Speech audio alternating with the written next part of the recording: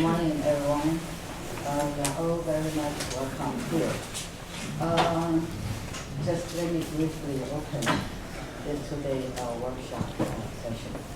So we are very happy that we can get together here to take this opportunity to discuss the issue of artistic intervention in social critique.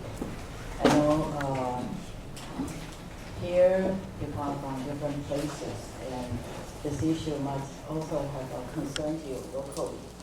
So we have invited our artists and curators across different regions of Asia to share with us their thoughts concerning these following questions. Just let us remind ourselves that will be the questions we'll be thinking of during today's workshop. How did their artistic works engage with contemporary social problems?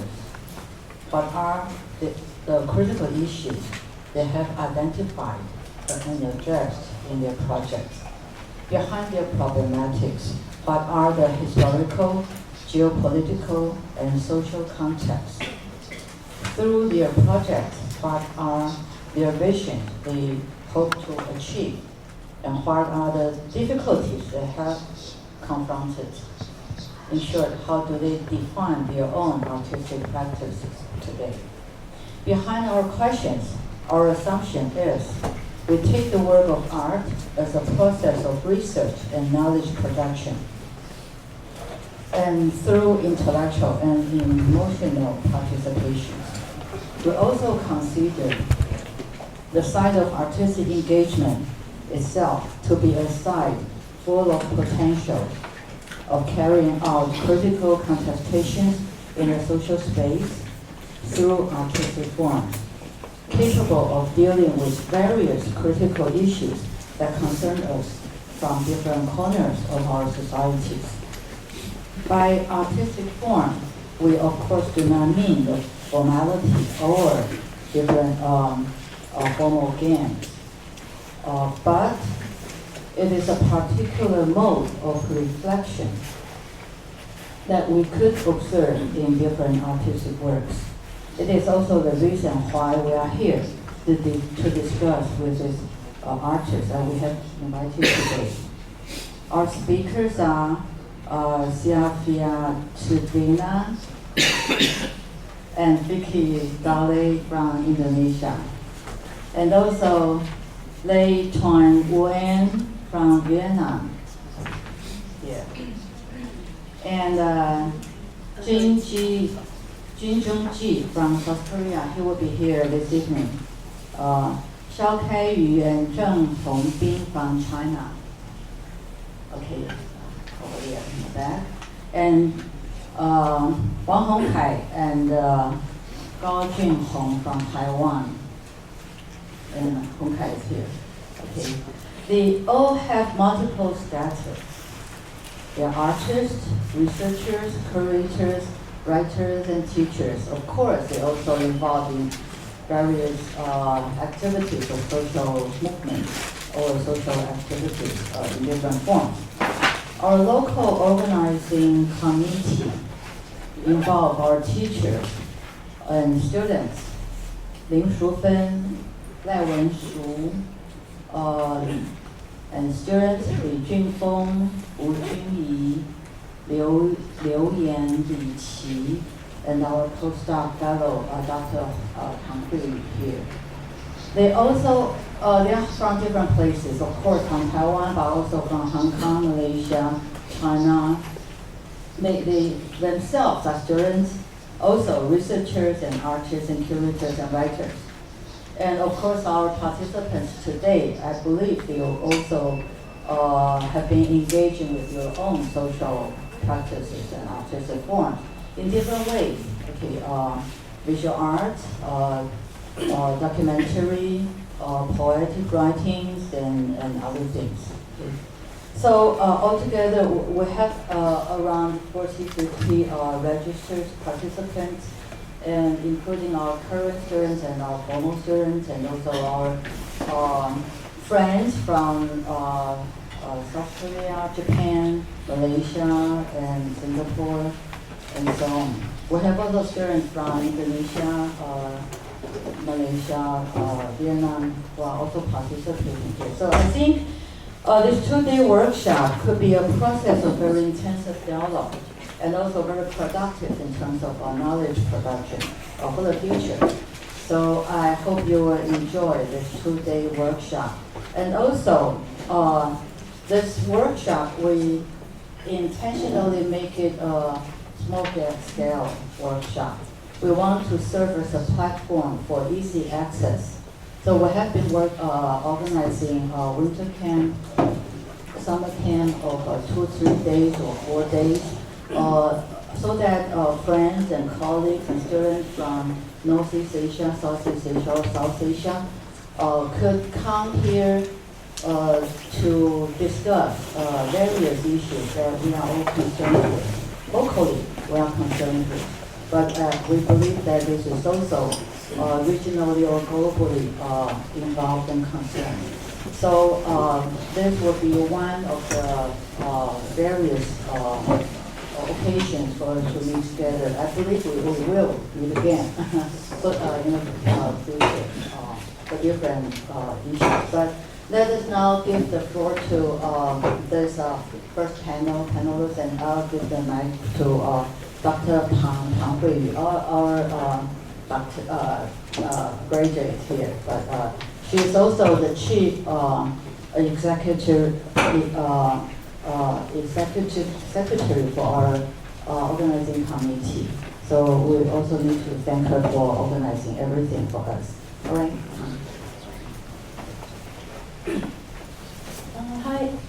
Hi everyone. Welcome to the first session of this workshop, Situating the Improper Education. My name is Hui-Yu Tang, and today we are very happy to have 2 members from KUNCI Cultural Studies Center. KUNCI is a art space founded in 1999 in Yogyakarta, Indonesia. And today we have 2 members from KUNCI. The first speaker, sitting at our very right, who is Syafiatudina, who is an Indonesian artist, writer, and curator. And we have our second speaker, Fiky, Daulay, who is a researcher. Also we have our Taiwanese artist, Wang虹凱, who just collaborated with them very recently on the project of School of Improper Education. Also, we are very glad to have invited Rikey Tēnn, Bûn-kî, who is the founder and chief editor of数位荒原, No Man's Land. So let me very briefly introduce each of their briefing background. So Syafiatudina, 29 years old, is a writer, curator, and member of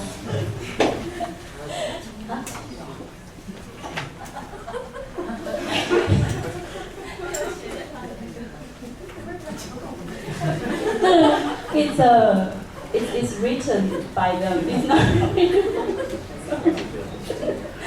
so, member of KUNCI Cultural Studies Center in Yogyakarta, Indonesia. She's been involved with the institute since 2009.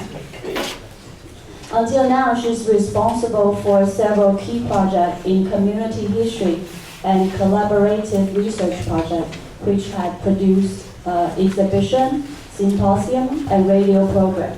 And she's been writing about her curatorial practice, as well as other artists' works in art publication and catalog. Her main interest is on the role of art as part of the critical knowledge production, which shapes political subject.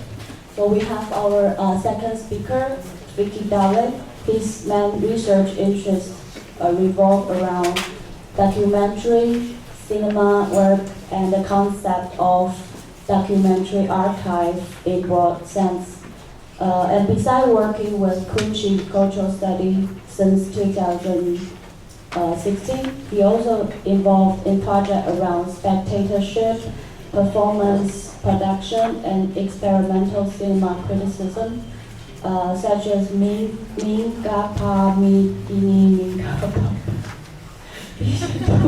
initiated under our collaborative Minga Utopia project, and a research project organized by Garasi's Theater Institute and Rimini Protocol to conduct a research as part of Rimini 100% with Jakarta theater production under Goethe Institute German season. We have our Taiwanese artist Wang虹凱, who is an interdisciplinary artist and researcher. The process of Wang Hongkai's research-based practice is profoundly informed by the unceasing tension between language, ideology, identity, and knowledge regime. It is situated at the intersection of aesthetic, discursive, and knowledge production, often concerned with politics of missing knowledge, resulted by encounter between histories, lived experience, and power. Wang Hongkai has presented her practice internationally at Documenta 14, Taipei Biennial, Liquid Architecture, Kunto Thornheim, Museum of Modern Art, New York, among others. She is currently part of the MFA Music Sound faculty of Bard College, USA. And we also have our discussion of this panel, Bûn-kî, Rikey Tēnn. He is the founder and editor-in-chief of No Man's Land project at Digital Art Foundation, Taipei. He writes articles for Arco magazine in Taiwan and Leap magazine in China. He also hosted Project Local to 2014, Chenshen Taipei, which is initiated by Philippine curator Dayang Rala, and curated with curator Suzy Sulaiman, Hari ini Dara Saja in Malaysia's BA+C festival this year. He was also one of the speakers in PCAC's Open Curatorial School and one of the OCAC's observation team of Ban North 365 Days Life Muse in Thailand. Since 2017 May, he has initiated the No Man's Land NML residency and Nusantara archive project, and now is the first year. As a collaborative platform of Taiwan and SEA artists. Currently, he is interested in how certain scenes are being invented and claimed by those who are without professional background, yet are able to self-assemble and recognize themselves as artists in today's artwork. Okay, let's welcome the three speakers today. Thank you. Hello. Good morning, everyone. My name is Syafiatudina, or Dina for short. And on behalf of my friends here, I would like to thank the organizer for inviting us and also for organizing this event and many other things. As well as I would like to express that we are looking forward to our discussions in the next sessions with other speakers as well. So yeah, let's start. So I already introduced myself quickly. I'm Dina. I'm a curator and a writer, and I'm part of KUNCI, a group with different interests in Jogja, Malaysia. And next to me. Good morning, everyone. I'm Fiky, and I'm also part of KUNCI, and later on, talk more about KUNCI. Hello, good morning. Thanks for being here. Since an early hour, my name is Wang Wang虹凱. So I'm just gonna get started. So, Fiky, can you tell us a little bit about KUNCI? Oh yeah. As Tina briefly mentioned about research, KUNCI is a research collective with different interests. Yes, as you can see, this is our space in Yogyakarta, in Central Java, in Indonesia. KUNCI is a research collective.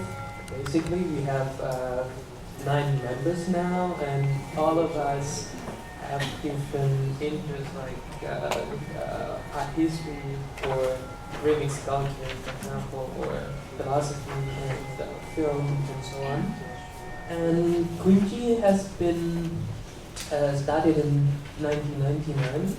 It was a library by our 2 co-founders, and it's a small library. It used to be a small library, and now we have our own space.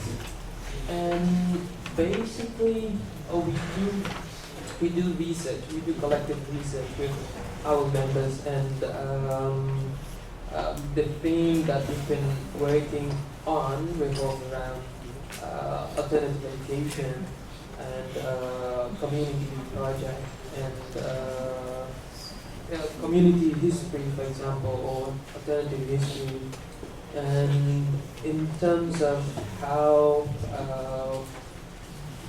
we work, it's also something that we've been discussing a lot at KUNCI. And since we have different interests, but to some extent we have also our similarity. Like this is why we would like to talk about the improper education later on. And education is something that we've been thinking a lot together with other members. And yeah, so these are our dogs. Mainly it's a library.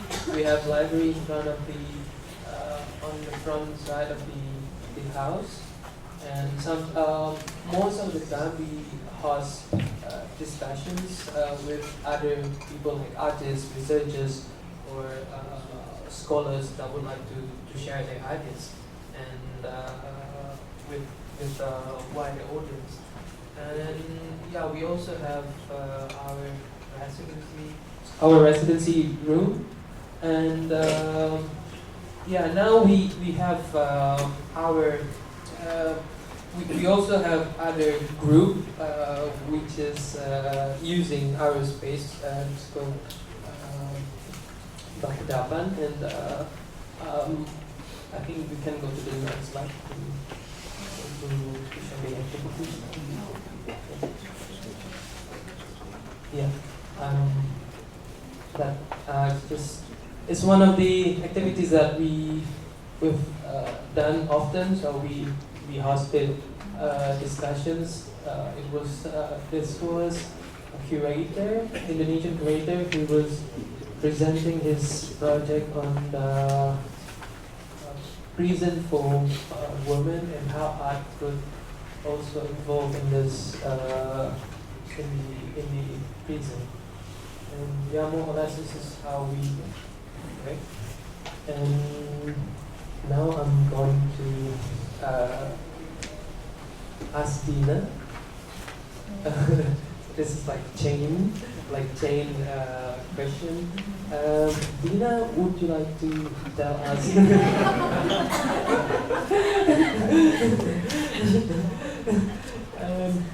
Sorry, no. Yeah.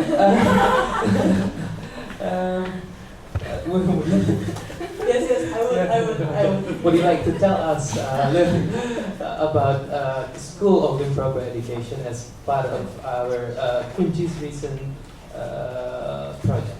Yes, thank you, Vicky. Yes, of course, I would. because that's why we are here. So, yes, the center of our discussion today will be the School of Improper Education, and it's a lifelong project. So, unlike many other projects or what we know as project, which lasts for say 6 months, 1 year, we expect School of Improper Education to have long durations, perhaps as long as we are all alive, as long as KUNCI exists. We want to continue doing this school. And it's also an institutional term that we don't rely ourselves on short-term projects, but we want to do something longer that has continuation from one to another. And you also said that KUNCI is part of the school, not Yes. the other way around. No, KUNCI is only a part of it. KUNCI members are part of the school. We are the students in the school. Which the school activities will be later elaborated by Fiky. But I want to say that in this school, also unlike our other project which has a very fixed topic, for example, the history of a certain neighborhood, or the history of violence in Indonesia, or the history of public space, or the usage of public space in Jogja. The School of Improper Education started with a question. What we can study when we study together? What does it mean to study together? What does it mean to be together? It's an open question. It's an open proposition. And with this open proposition, we ask people to respond or even invite them to take part in this idea of, or this School of Improper Education. What does it mean to be improperly educated? This is the first year of the school, which I will talk later, how the school developed. The school has once a week meeting, 20 participants, including KUNCI members, as Hongkai mentioned, as well as you have resident students or resident artists. People who come to Jogja, they don't live in Jogja, but they come to participate in our school process, to stay with us, as well as that's actually what we did together with Hongkai and other participants 2 months ago. September to October. So 1 month. A few months ago. A few months ago, we spent time together in School of Improper Education. We shared each other interests, and we cook together, we eat together, we met people who has also similar interests with us, and we see how this period of living together can come up with something. So that's basically the framework of the residency. And I met Hongkai was one of the participants, as well as other researchers, artists, writers, designers, Annette Kraus and Yingke from Netherlands, and Elena Ekarehandi from Jakarta, and Hongkai was one of the participants. And I met Hongkai the first time last year. At that time, I saw her work in Hong Kong Museum, I was very struck. Even more, I'm appealed to see how these forms of gathering, which people connect to each other through sounds, through gestures, it's a form of different form of gathering. How affect, feelings, emotions, even imaginations are shared through this act of listening or making sounds. So that's what that's one of the reasons why I invite Hongkai to come to KUNCI and to join our school, especially because our interest is on various forms of being together. How can sound and listening be part of this gathering, being together? So, Hongkai as the subject of my of my speech. Maybe you want to say talk about myself? Oh yeah, of course. Well, I guess Hui-Yu already gave a quite detailed introduction of my practice. So, well, I think I would like to share a quote by the African-American sci-fi novelist Octavia E. Butler. Have you heard of her? I mean, I really love this quote. She said, "I have an imagination that hears, that can hear with our ears." So I think that can quite precisely articulate what is at core in my thinking and also in my practice. So my practice in the past few years has been quite heavily focused on the politics of missing radical knowledge, and in a sense of what radical might mean in a local context like where I am, and also in a context that I'm not familiar with.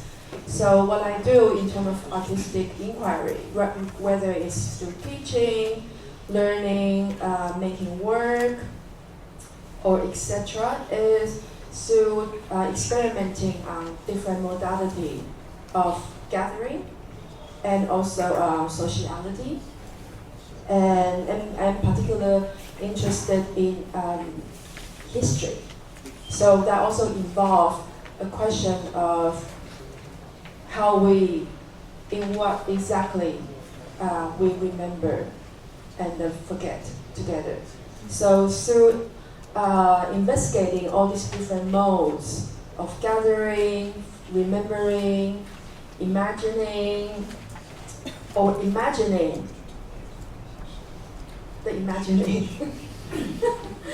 and how all of these processes could help constitute social, political, and aesthetics relations. And I think I can stop here. And I think right now maybe Dina or Fiky, can you talk a little bit about School of Improper Education?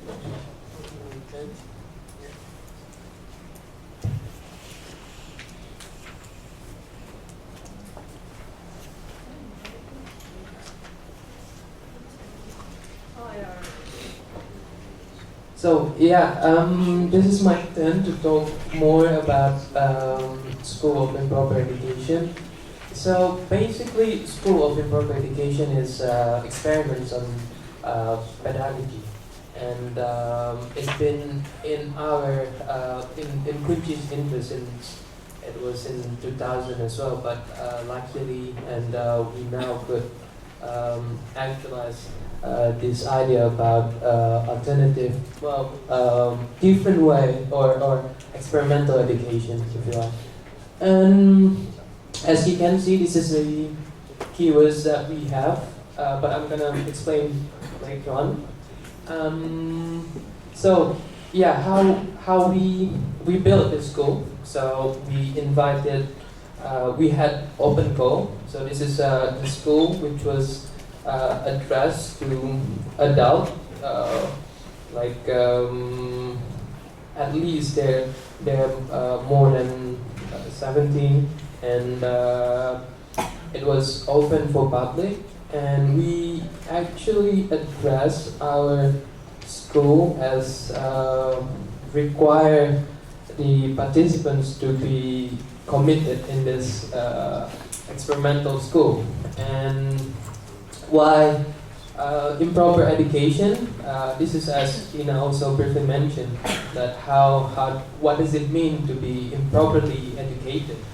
And this is the opportunity from us to invite others to have this similar opportunity to work on on school experiments.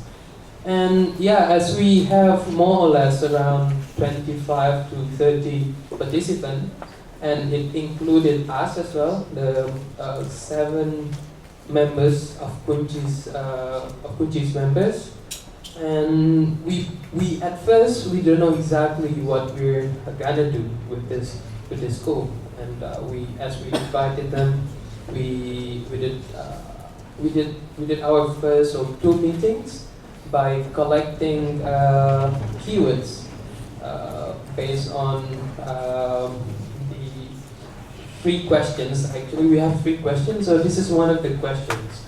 And if we would like to learn together, what can we do? And we came up with this idea to collect keywords from the participants. So we asked what kind of methods of learning that we could have, and what is the purpose, and what you want to learn. So this is one of them. So this is learning method. As you can see, there are different ways of learning methods. For example, community, komunitas means community, or nongkrong means hang out, or tanpa hierarki guru dan murid, without hierarchy between teacher and students. So as we collected these keywords, we came up with less keywords that we expected. And yeah, of course, as I mentioned, that at first we don't know how we gonna learn this school, and of course, I mean, from KUNCI side, we don't know how it would run, and we invite the people to join us to build the school together. And yeah, through these keywords, I'm going to talk more about the practical what happened in the school. We had keywords, and we also got confused sometimes because we don't know exactly. I mean, this is the idea how to achieve consensus between among us. And through these keywords, we have 3 keywords that we extracted. There were education, daily life, and economy. And through these keywords as well, then we got confused. We got how do you call it? We didn't know. I mean, how could we learn together? That's the main question that we addressed at the time. And yes, we had we even took a longer time to decide what we are gonna learn together, because we also think how would you learn together if somebody might have higher knowledge about something. So it means that we have to have equal position among us. So it should be something that is not learned by any of us before. So somebody said at the meeting, one of us asked about what about learning farming, because it's interested in farming, and the other said no, because you have learned about farming. And then we discussed again, and what kind of subject that we could learn if we would have to have equal position among us. Then, as one of our participants suggested, why don't we just learn sign language, because everyone has no experience about sign language. Then we decided to learn sign language eventually.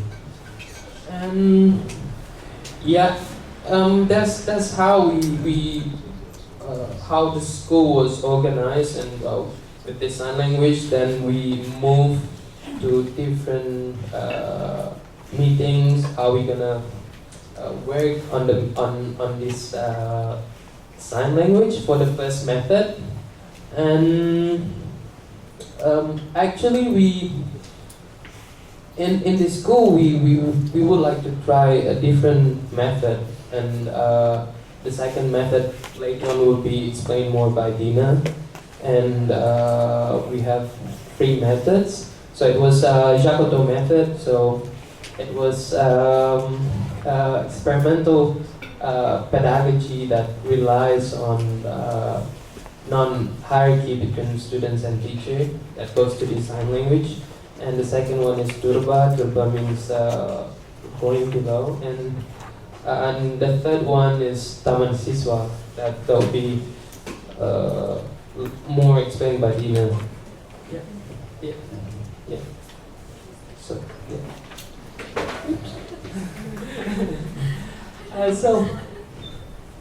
yeah. As we move from the first method, from Jacoto method to Turba, Turba was I'll briefly explain about Turba.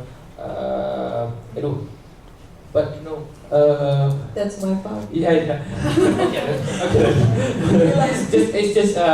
I'm just saying about Turba meeting, and this is a weekly meeting that we have from our participants, and now as some participants were decreased, we have more or less 15 participants, and excluding us, KUNCI. And yeah, I think that's the idea of this school. But yeah, my emphasis would be the School of Improper Education is an attempt to think critically about how we could study collectively, and with this different methods, we would like to try different ways of learning. And as KUNCI initiated this school, we would like to share our ideas with wider audience or more people that would like to work or to collaborate with us together. And how KUNCI's project is related, KUNCI other projects is related to School of Improper Education.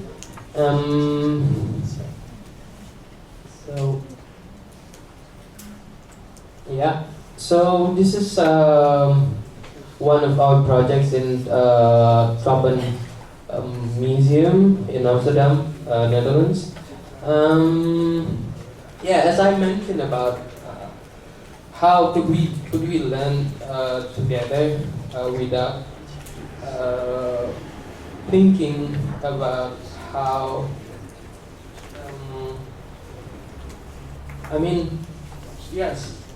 this is as a School of Improper Education is such experiment on education.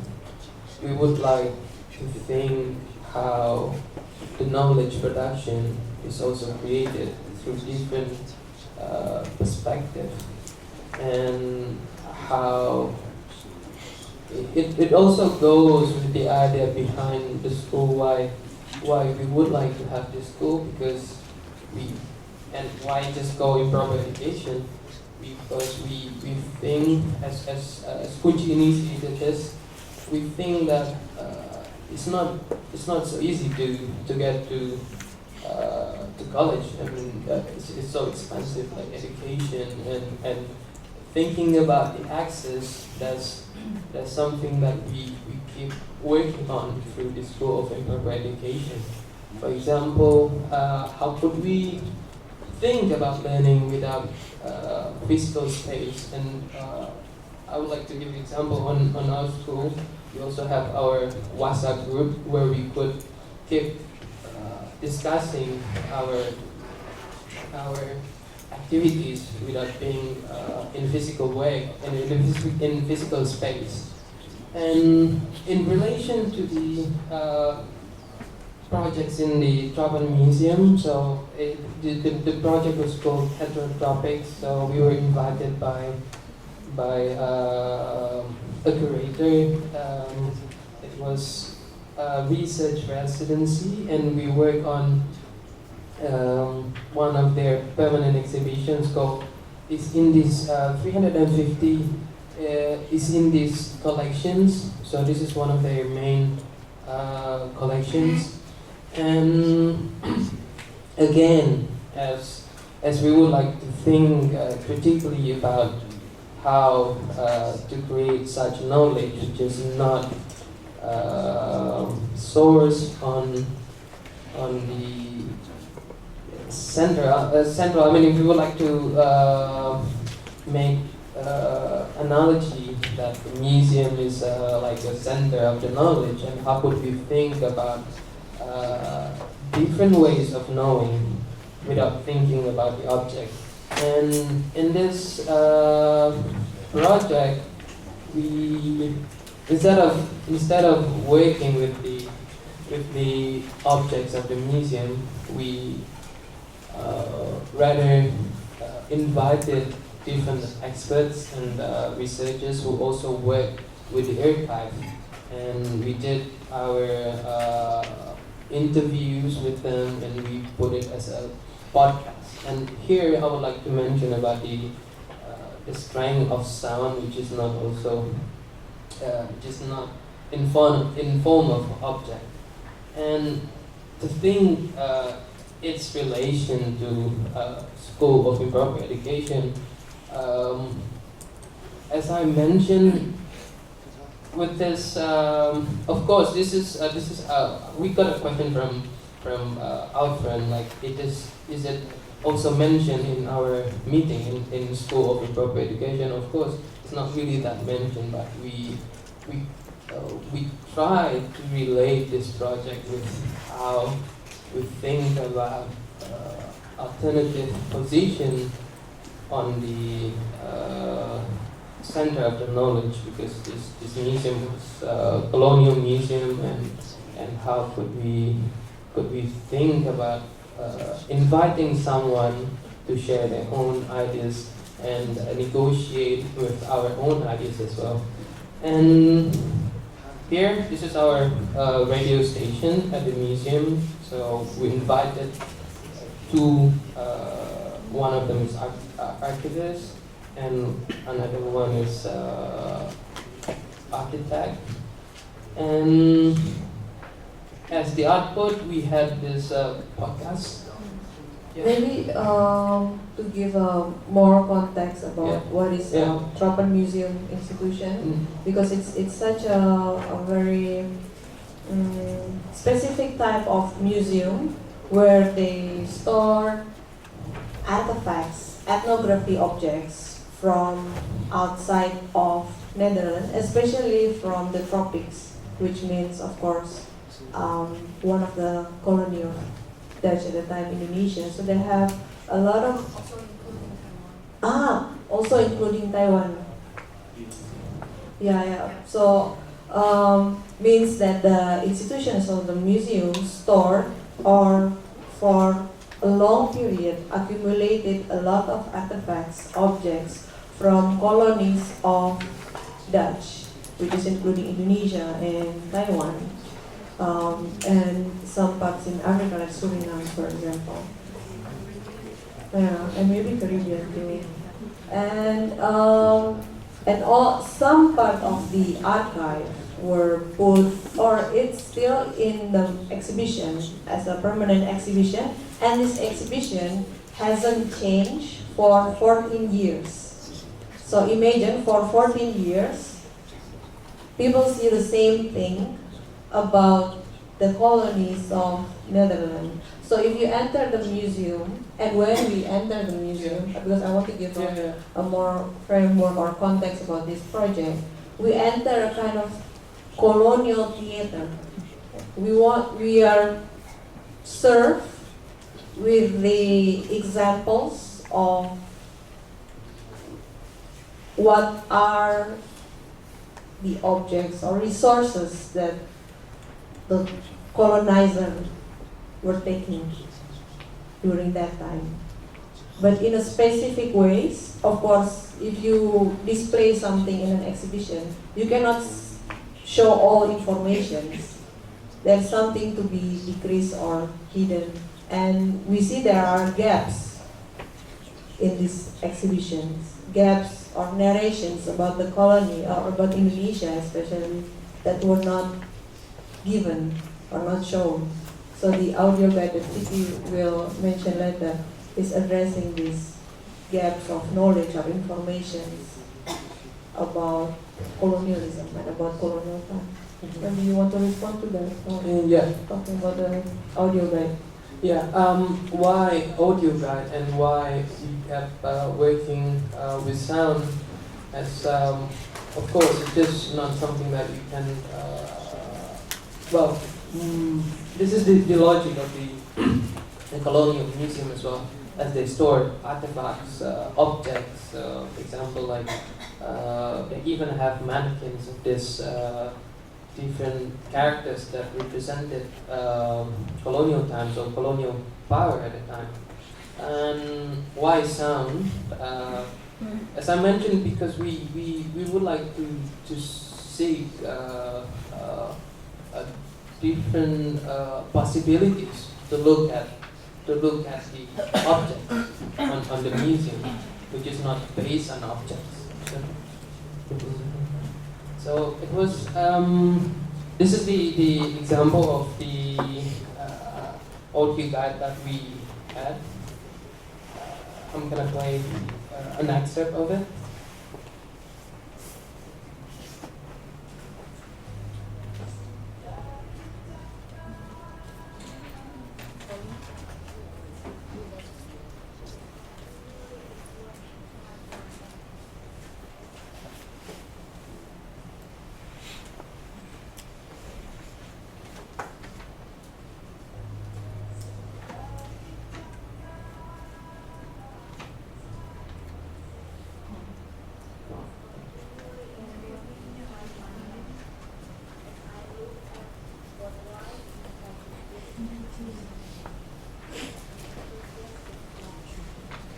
Maybe while waiting for Yeah. the volume, you can tell a bit about the excerpt.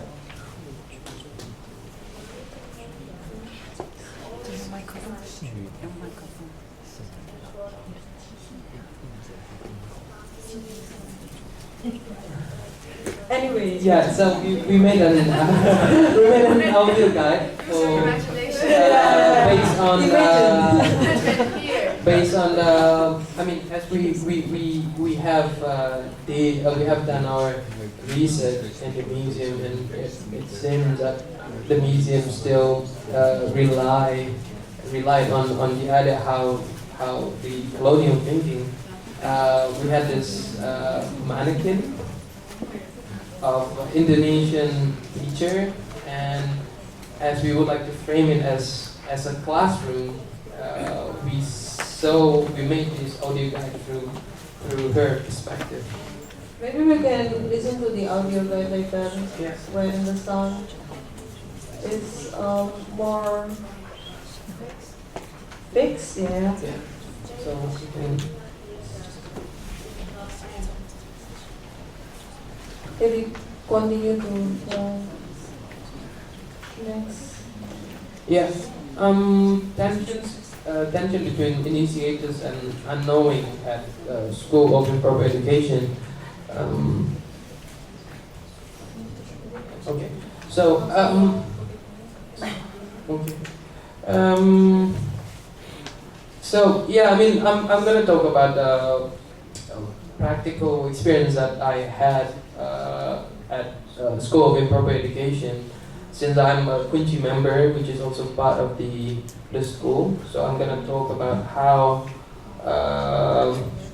this confusion or unknowing also collided with our intention to have this school. As this school is voluntary, and we in fact invited people who are to be committed with the school, at least for until the end, but we might have different configuration as well. Here, as you can see, this is the open goal that we had. We addressed to the participants. We would like to think about how our position as initiators is also questioned by the participants, and they could also question or create knowledge production with this codependence. And in practice, for me, sometimes this is very confusing because I don't know how the school would go for the next meeting, and sometimes we also have like we had 1 month gap, for example, because we had this confusion how we're gonna continue the sign language in practice. And having said that,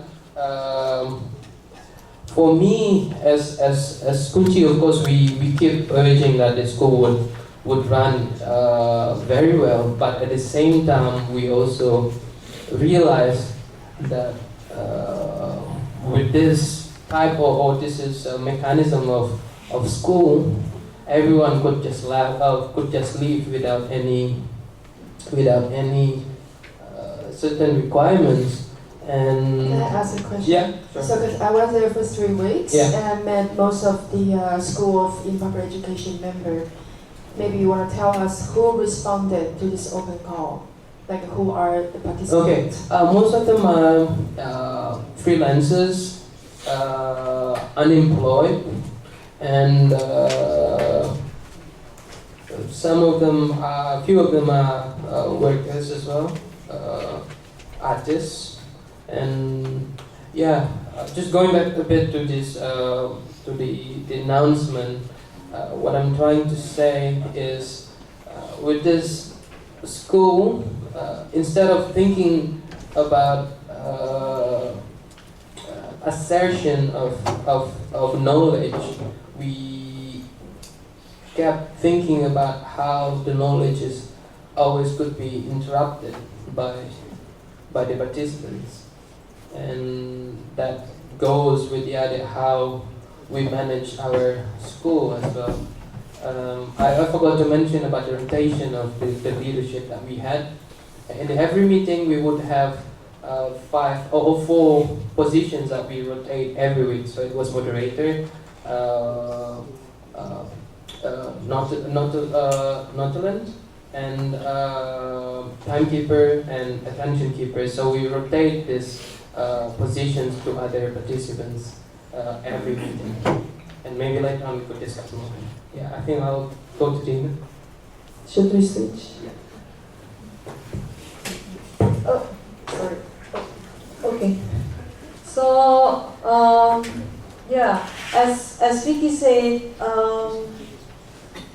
we don't know. We know that the school will last forever, or we want it to last forever, but we don't know how to do it. But at least we recognize one important condition: for something to sustain long, it needs a codependency, that we dependent on each other in order to survive.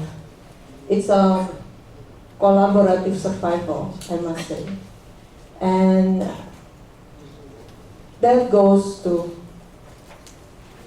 where we took the reference of a school that wanted to maintain its sustainability, its age, its independence. So, I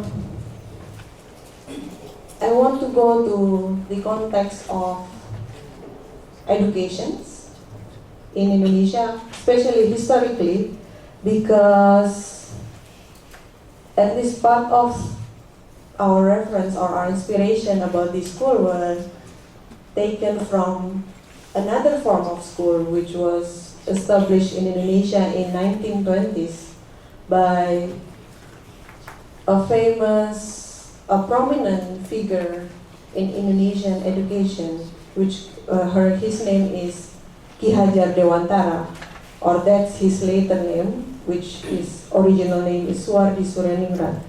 And the school that he established with other so-called activists at that time especially the one who shared this nationalist or anti-colonial thinking, is called Taman Siswa. And you see here it's a cover of their guideline or handbook, and the title is Bagaimana Caranya Mendirikan Sekolah yang Mencukupi Keperluan Kita dengan Biaya Sendiri. So in English, how to establish a school that fulfill our needs with our own cost or our own effort. So it means a school is not only a place where you spend your money on, but it should be a place where you can sustain your life. And it's also not sustain your life yourself, but sustain it with the others. If you're interested, Taman Siswa, this book has a very detailed on budgeting. For example, how much the money that the student is contributing to the school saving, how much the teacher contribute, how much goes to the rent of the school, the fee. So in a way, it's a very transparent and collective managing of resources, of money, for example, in this case. And the school is located in Yogyakarta. Yes, the school is located in Yogyakarta initially, but then Ki Hajar Dewantara, as well as with his other fellow initiators, goes to other places to establish Taman Siswa branch in their city. So there are hundreds of Taman Siswa schools in Indonesia. So this is where I want to emphasize the connection between alternative education and organizing, because sometimes we see organizing as a work of organizations, of making things manageable, making things in order, even disciplinized, make people disciplined of time, of behavior, of speaking. But in this case of Taman Siswa and in the case of School of Improper Education, we want to see how school can be the vehicle, the car, the container, the form for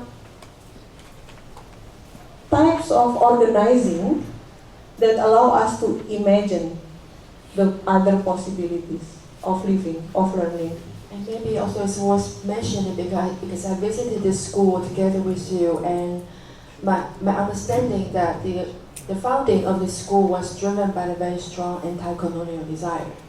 So that also has to do with the desire of survival. And Taman Siswa is not the only school in this category, because Taman Siswa with other school initiative in Indonesia outside of Dutch colonial education system were considered as wild school, illegal school. So Taman Siswa was a wild school, including Muslim school, also considered as wild school, or other school that not suitable or not in line with the Dutch education system. And so school become also a way of resisting the reproductions of colonial subject. We don't want to be the colonial subject. We want to be our own self, or create our own subjectivity. And Taman Siswa will be one of the model. Maybe I should emphasize it that School of Improper Education will not have a fixed form of method. We will change each year, or each year we will have two models or two school methods that we're going to experiment. And so Taman Siswa, we will experiment on this school, Taman Siswa school, next year. But this year, or now as I speak, or as we are here, we are currently experiment on turun ke bawah, going below school model. I need to drink. So dry.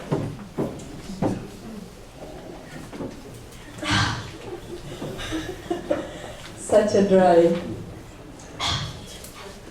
dry condition of myself. maybe most of you are humid enough. But It's too windy yeah, compared to Jakarta. yes.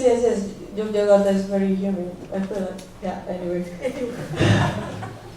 So, going below or turun ke bawah is currently the school model that we are testing. And so going below is the rough translations of turun ke bawah. And it was initiated or conducted by LEKRA, Lembaga Kebudayaan Rakyat, People's Culture Association in Indonesia in 1950s. And what is turun ke bawah or going below? It is a method of artistic creation with aim to learn the grounded reality, expressions, and daily struggle of commoners. It's to create with instead of about. So it's to create with the people instead of about the people. So this method was initiated as or planned or designed as a way for artists, for writers, for intellectuals to have material basis on their argument. So if you're talking about people of Indonesia or about the harsh living condition, what is your example or on what ground you are talking about that? So it's also, at the same time, it's a form of creations, but also in a form of research, as well as a form of organizing, because the aim is not to create an art from experience of being in the field, of being outside, of being with people, but it's also to create a collective political consciousness. So that's the aim.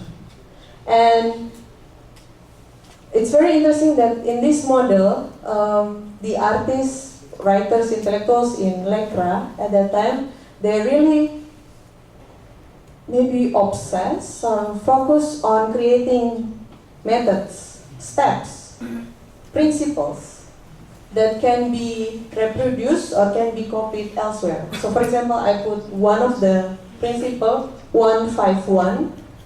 151 is the evaluation method of Turba. So one is politics as the guidance of culture. Culture should not go by itself. It should be guided.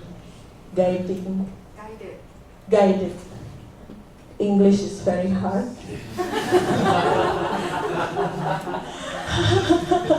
So again,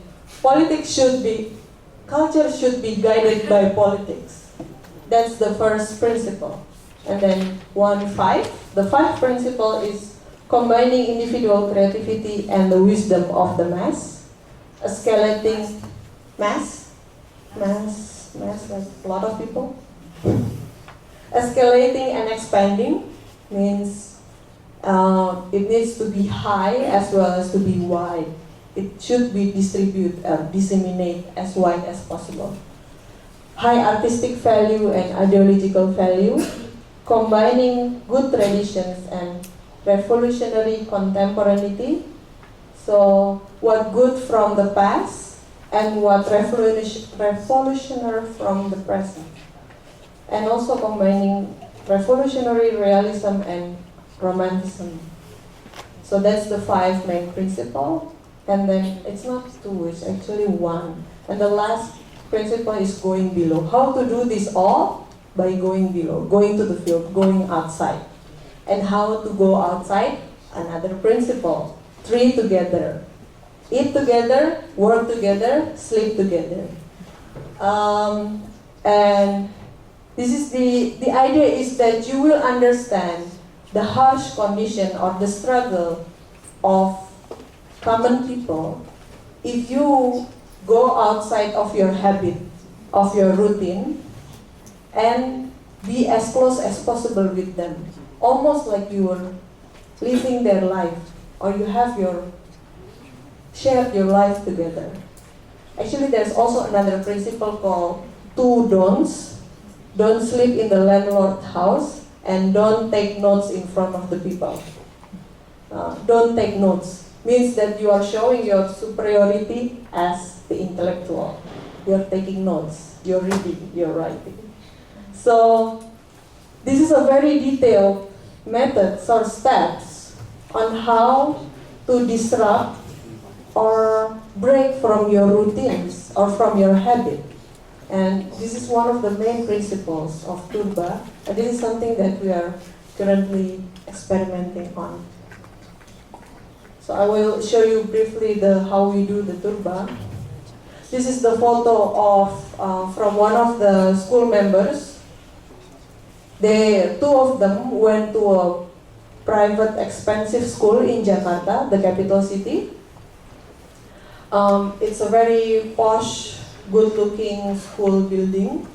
But once you enter the back of the school, you will see the dormitory of the worker, the cleaners, the security, the people who sell food in the canteen, and they live in a very bad condition. No mattress, no bathroom, and they have to pay for the rent. And their wage is very below the minimum wage. So imagine a school can also be a location of labor exploitation. And this is something that we get by go outside of our habit, go outside of our location. Another form is this experiment of Turba, which is done by two of another school members, and both of them are women, and they decided to be a motorcycle taxi driver. So I don't like Uber. We have Uber here, but in Indonesia we have Gojek, Go-Car. So you order motorcycle from your phone, and the driver will come to you and take you according to your order. And it's a very new type of transportation service. But the different thing is that the company only provide application for both clients and the drivers. The driver owns the motorcycle, means that the driver owns its own means of production. And they can decide their own time to work. So, I want to work from 3 to 5 p.m. and after that I will sleep, or something like that. So flexible working hours. These two members of School of Improper Education decided to be a driver and test it or see how the system works. And turns out it's also very problematic. It's also another form of exploitation, because although you can choose your own working hour, but at least you have to work for 15 hours a day, even more, if you want to get enough money to bring back home. And also there's no insurance for the workers, and the workers doesn't have a union, or they don't have a way to, associate or defend their rights. So, but they have a WhatsApp group, a lot of WhatsApp group, which they share problems.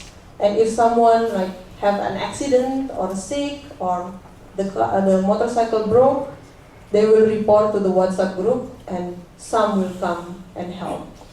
And so this is a form of strategy of helping each other, but also this comes from a very oppressive or exploitative system of work. This is the form of WhatsApp group for woman motorcycle taxi driver, Gojek Srikandi Jogja. So, and these two members, they are still continue working as a driver for a very flexible hours as well. So,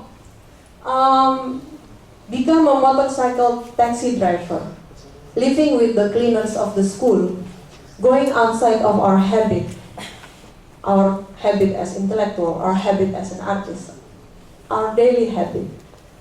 What do we get?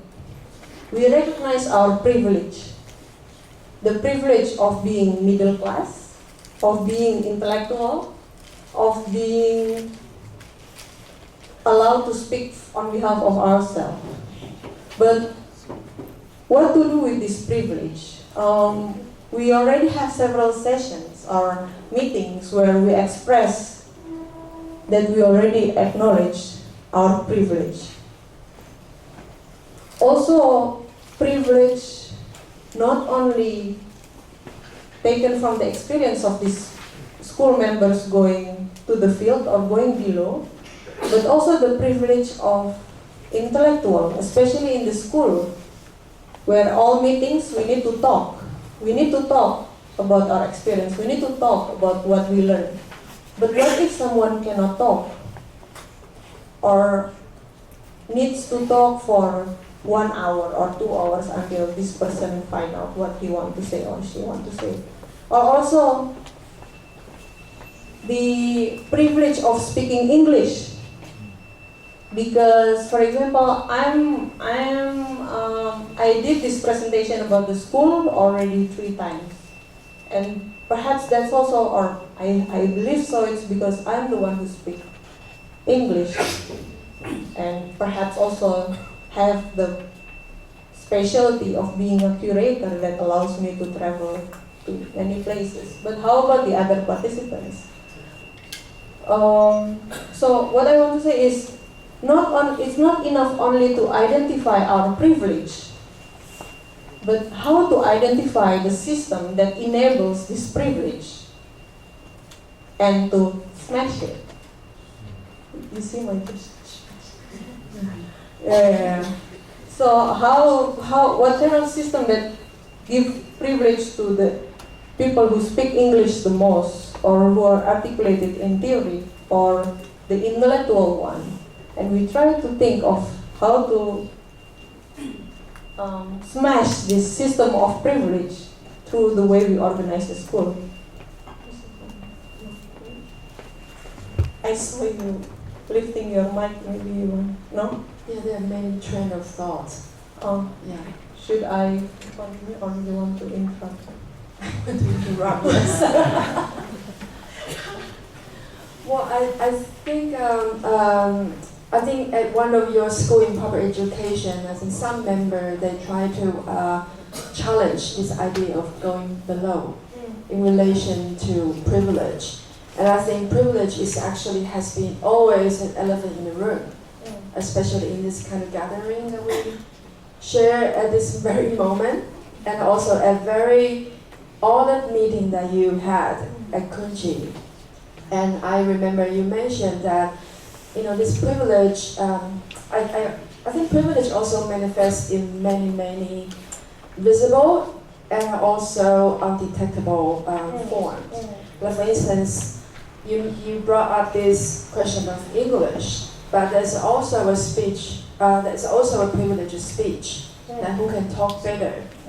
I think maybe someone can sing really well, but when this person is surrounded by a group of people who are very articulate, so they might feel intimidated. So they self-silence. And you said this happened at the meeting of school Improper education, and these people, they ended up leaving for good. So then my question is that when this happened, did you try to get this member to come back, or you just kind of let them go?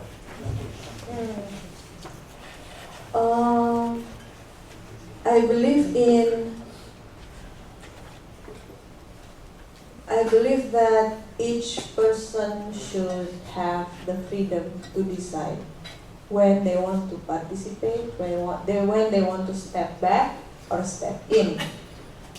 Yet, I also realize that in a school, we cannot depend on making relations from one person to the masses, like to group of people. It needs intimacy, closeness, personal relations to each person. So in the case of the disappearing students, some who are I'm quite close to, I contact them or ask like, what do you think of the school? What should we do? So that's the part where we try to establish a personal relations or working on our intimacies together.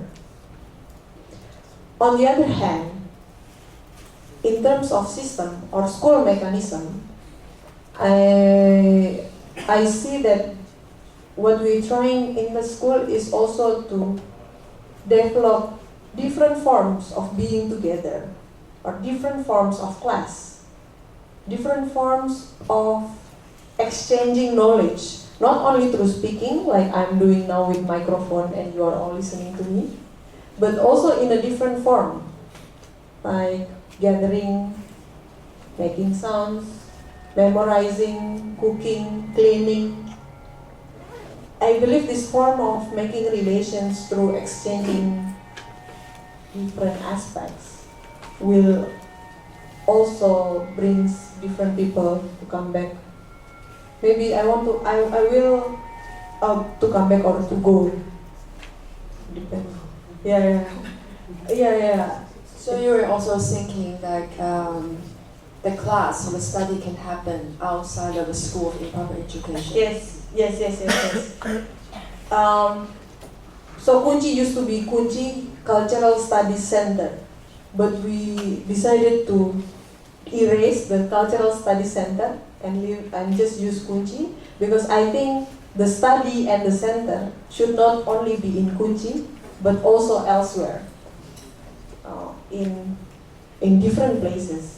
I don't know, in the backyard or in the back alley of a school, private school, in a mosque, in a street, in a public toilet, in a park. So that's how we see like various forms of center and of study should be. And also, I also want to mention that when I was on residency in Georgia, I was really struck by how this living together with a spirit and a ghost, and this very daily bodily practices of this very highly hybrid popular faith, or you could call it, or like a belief, like with Muslim, Buddhism, Hinduism, Jainism, etc. And maybe could I say that this is also a kind of form of studying together in both human and non-human form? Because we had a 3 hours tarot card reading session that didn't take place. That took place outside of school of improper education setting, right?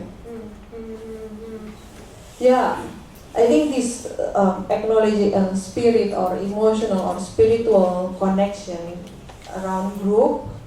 One, the important is to see that there are other forms of relations that you cannot explain. Sometimes you cannot explain why you trust this person, or you believe in the same thing, or you imagine the alternative futures, so that kind of thing.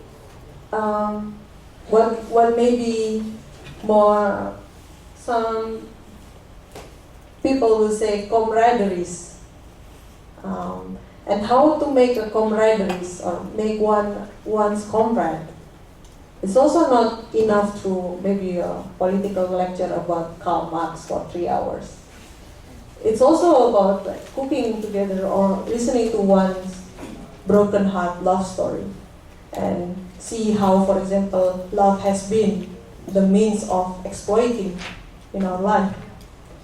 That can be the forms of we make connections to each other. But that's what I want to say about spiritual, that also it's not about cause and effect. If you ask what makes this school possible in Jogja, I cannot really tell, because it's something that has historical context, it's embodied in our habit, but maybe this is why this kind of exchange, this kind of event is necessary, but not sufficient, of course. One should maybe travel, one should breaking their own habit, one should acknowledge its privilege, I don't know, but to think of different relation or trust or making connections of being together is important. Because one day you also mentioned about most of the participants graduated from one of the oldest university in Indonesia, and how do you see that as well in relation to the this different relations? Maybe it has reason as well. Oh, Yeah. you mean that the fact we are Yeah, graduated yeah. from the same school? No, I mean most of the participants. Yeah. Okay, sorry. We rehearsed this, but I sometimes forget. So. Supposed to tell them we have rehearsed. Oh yeah, we don't rehearse. It's improvised. I learned this a lot.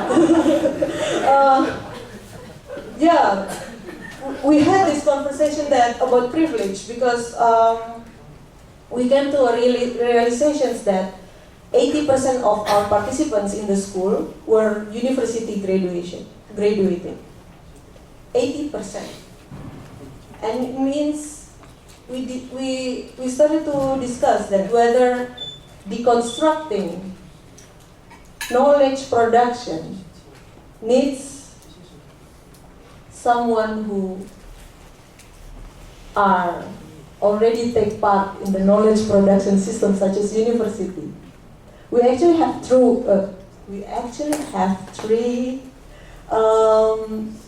participants who graduated from high school. Even two are still trying to get into university, but they are not as engaged into the conversation as others. So I think this is also the privilege of speaking, of articulating, that it enables certain people to have more power than the other, or have more time than the other, like me having too much time here. Can you Yeah. okay.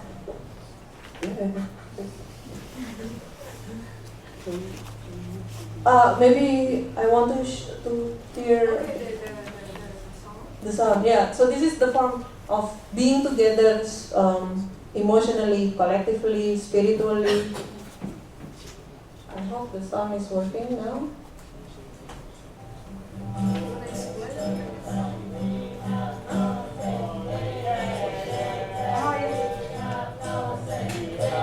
So this is the song that we produced together in workshop with Hongkai here at the end of her residency. Hongkai showed us a lyric of sugarcane worker song and invite us to imagine what kind of sound or rhythm or music that can come up with these lyrics. And it's a 2 hours workshop, and none of us, maybe only 2 of us are musicians, and we don't know each other before. And it was a workshop full of frustration. Yeah. Because we keep looking at each other eye like, is this the right thing to do? Is this the right intonation? Am I sound right? This song doesn't have a melody. Yeah. So at the end, we kind of improvise and making this song melodically.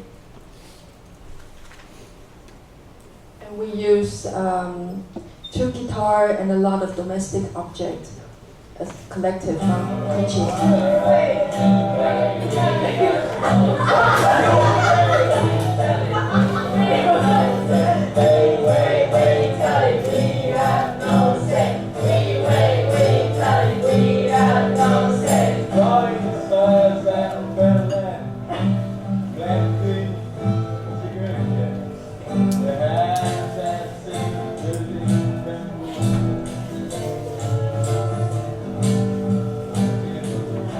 So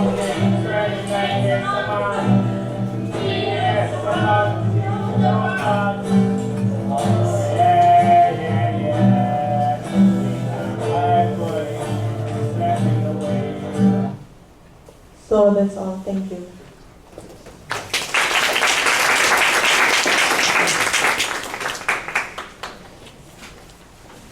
Okay, thank you, Dina. Thank you, Fiky and Hongkai. I will. I first of all thank you for coming, and I will. I will apologize for that. I will conduct this part in Mandarin because I'm kind of getting up quite early, so now I'm also sick, so not in a very good condition. Then I will start my part in Mandarin. 我是数位荒原驻站与群岛资料库计划的发起人郑文琪。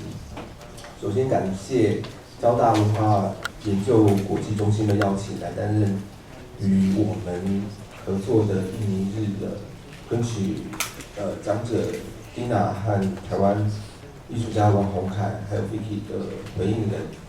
首先我要抱歉没有办法直接用英文回应每一位讲者，因此我将针对以下的讨论提供部分我的文字。事实上，数位荒原从今年上半年开始，就跟KUNCI密集的讨论关于collaborative creation。 Maybe pause a little bit. Is everyone is it working? No. Make sure which channel you should turn to. I don't know which channel. 没有，那个机器都调好了。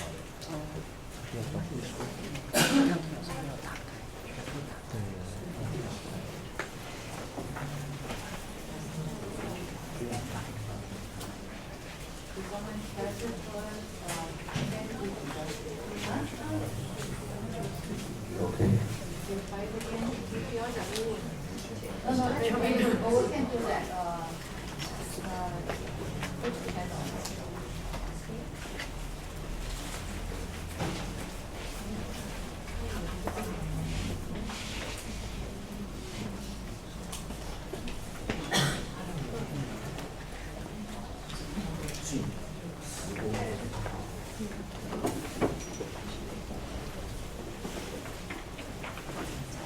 Someone wants to time phone? Is working? Okay, good. Yeah. All right. 谢谢。然后我也透过跟 Dina 的信件更加了解他对于博物馆机构的 audio guide、radio play 以及社群自我组织方案的兴趣。前者也是他在这一次我们邀请他来台湾执行的数位荒原的驻站计划的提案，以及先前他在荷兰 Chiao Museum 完成 KUNCI Radio 的一些部分内容，其中结合涵盖了其他成员在内的 KUNCI School of Improper Education 的计划的精神。那我之所以从数位荒原跟 KUNCI 的make sure that everyone get the answer to the information. 大声一点，大声一点。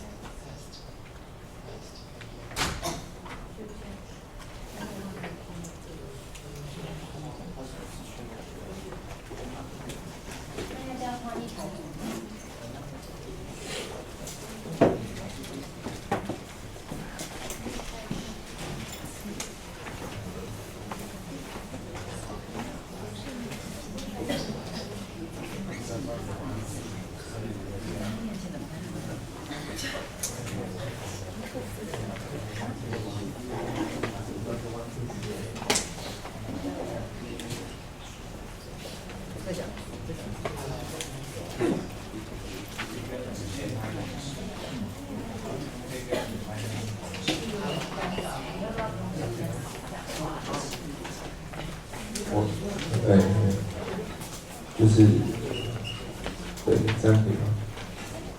还是说我不用麦克风？这样翻译也是这样。因为我因为我这个前面只是稍微做一些背景，最后我会就是问问题的部分，我会用英文，所以我不知道这样可不可以，这样可以吗？ Okay, good. Yeah, let's continue.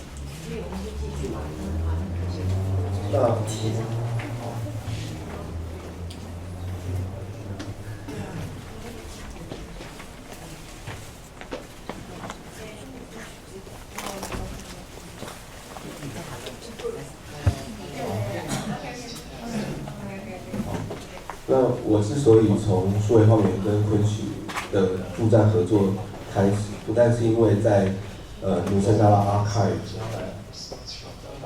这个名义底下的协同创作，与他们在地的进行的 School of Improper Education 这个计划有方法和资源上的相似，而且在过去5年以来，数位荒原透过协作书写。 社群串联和后社媒体的不同层次进行的自我组织实验，也未曾间断，成为一个以生产者为核心、对外拓展亚际连结的运作基础。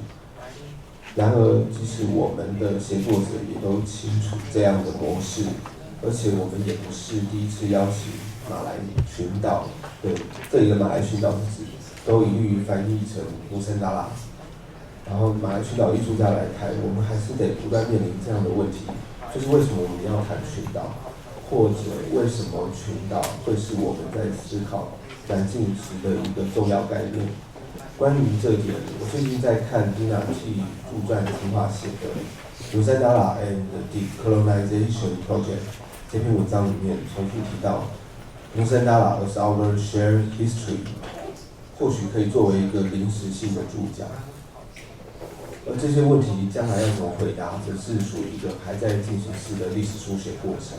去年我在雅加达参加过一个实验营展，然后我第一次听到主办单位将努森达拉一词直接翻译成英文的 archipelago， 然后我之后又因为对于亚际新马办公室在日惹主办的重返马来亚2.0的论文集，以及我对于马来文的兴趣，然后渐渐开启我对于 马来群岛的视野，在这个论文集里面，他开始有提到，我这里是念那个论文集的部分，就是不管过去或现在，新加坡、马来西亚和印尼人共享许多情感与实际的纠葛的问题。这些问题包括了过去在东南亚各区域的社群对国家和民族的想象与向往。有的社群提出 Melayu Raya 以泛马来人为想象共同体，而印度尼西亚或马菲林多则展现了努森达拉在地理疆界与空间上的包容以及排他性。区域空间概念也再现了 Melayu 就是马来人，或 Malay 或 Malays 为一个想象的共同体的社群身份认同。那接下来是参考爪哇简史的部分，在 Malay Archipelago 在19世纪，它有许多不同的指示名词。自然学者华莱士在他撰稿的1863年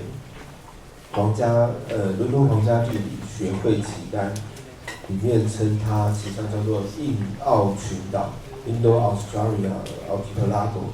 那1950年，詹姆斯·理查德·罗根写他倾向使用 Indonesia 这一词来指称地理上的 Indian Islands or Indian Archipelago。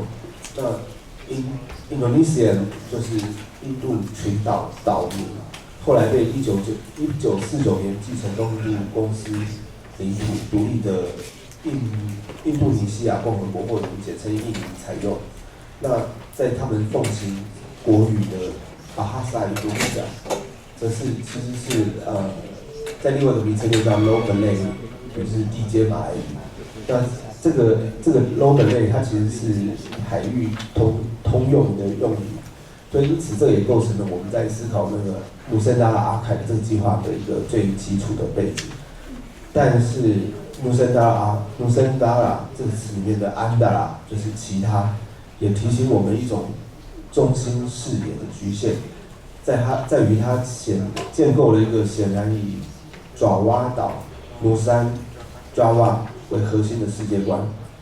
虽然群岛资料库最初的目的也是摆脱 nation state 这样的制式交流框架，确实这个框架也随着这个计划的修辞策略冲动，但是我们也进一步意识到，在这种认同、想象之下的中心话语权危机，就像 Dina 曾经提醒我，群岛资料库在修辞上，在能词上的限制，他是这样讲 ：Nusantara perhaps like many other nations of worldview, can be dangerous when it being utilized as means of conquest, domination, or spatially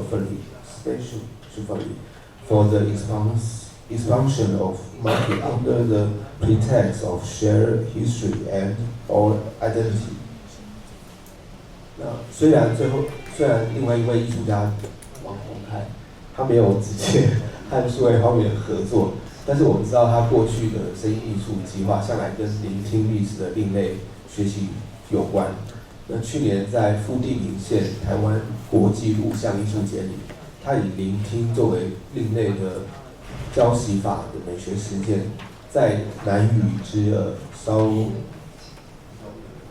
什么？南语之耳，就是你的作品。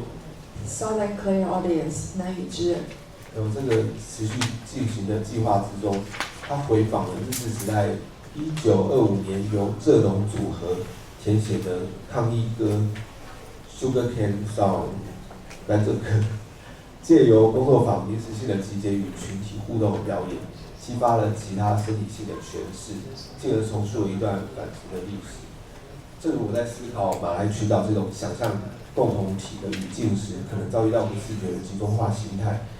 其实是出于一种修辞的就是修辞学的限制。那虽然我们还会带着这样的限制谨慎的前进，以下的讨论，我想从这个研讨会的艺术实践artistic intervention 这个宏大的主题可能遭遇到的限制为题目，分别邀请王虹凯和 Dina 和 Fiky 回应这两个部分。那这两部分，第一个部分是关于 listening 聆听。第二个部分是关于organizing， 就是或者 self-organizing 自我组织，特别是关于School of Improper Education 的自我组织上。首先，我想问虹凯，就是你怎样思考聆听作为艺术实践上的限制？例如在特别是在台湾的教育脉络里面，像聆听和教习法之间的关系又是什么？那我把问题问完。那第二个部分就是for the two speakers from KUNCI, I would like to ask, what is the limitation of self-organizing as a means of artistic intervention, especially in the case of School of Improper Education, and how do you realize the idea of limitation? But I also changed a little about my question, especially to Dina, yeah, because I was listening to your presentation, it also changed a lot. That because you mentioned about different models of or examples for the improper education, yeah. So you mentioned Dama, Siswa, Tupa, and also Durun Bawa. These moves were all developed in or under different situations of society and economics and also history. They all have different background and respond to different needs in certain times. So when we consider the application of these models in the name of School of Improper Education, what is the limitation? Because the needs and the situation of now is totally different from those years.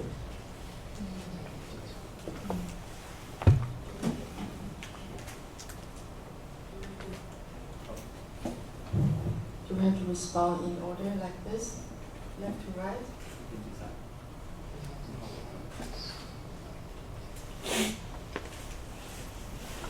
difference.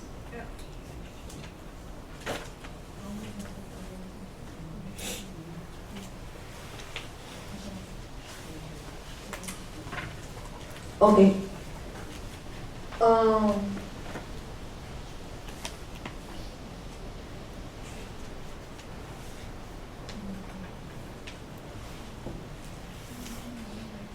Okay. Yes, most or all school models that will be tested or used in School of Improper Education were developed in different times, in a different context, in a different situations. But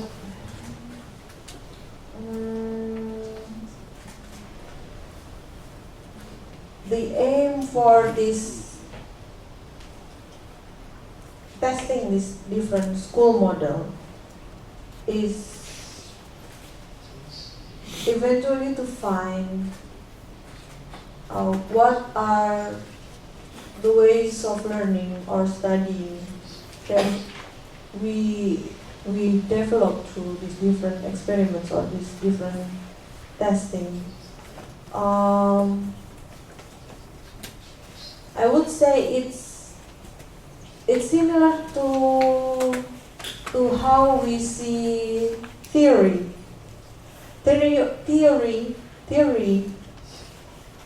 Theories are being developed from different contexts, from different situations, from different time. Yet various theories also becomes our way to reflect to our present, to our current condition. So that's the interesting aspect of theory, that it tells other situations in another time, in another society, for example. Yet by reading or by looking, by thinking through this different situation, we might be able to reflect or to think about our current situations. I'm currently translating a text by Andrea Smith, The Problem with Privilege, and in that text she quoted another scholar, Judy Font, which she said one doesn't think different. One doesn't think in order to act differently, but one act differently. One act into think differently. Am I make sense? So I will repeat. One doesn't think to act differently, but one act to think differently. So it's not started with thinking, but with acting, which evoke us to another sets of thinking, another position, as also the questions or the problems with privilege. We don't start by thinking about our privilege in a privileged situation such as university or conference or symposium. We act. We go through the field. We go to the field. We go to another locations and find what are the privilege of being the thinkers or the reflectors or the one who speaks in a symposium, for example. So I hope it answered to your questions about the limitations. So yes, there will be limitations in acting through models that being conceived in a different time, in a different situations. Yet by acting through these models or sets of actions, it allows us to imagine the unimaginable or imagine another possibilities of learning, of doing, of working, of living. if I understood you correctly, so limitation in organizing the school, yeah.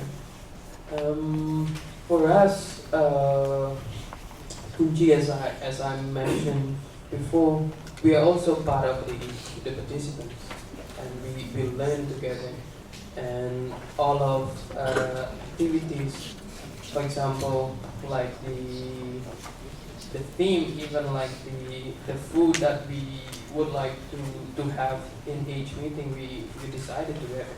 Of course, we have intentions, but at the same time, we also we just let these ideas revolt with other participants. And how do we realize this limitation? Again, in terms of how we rotate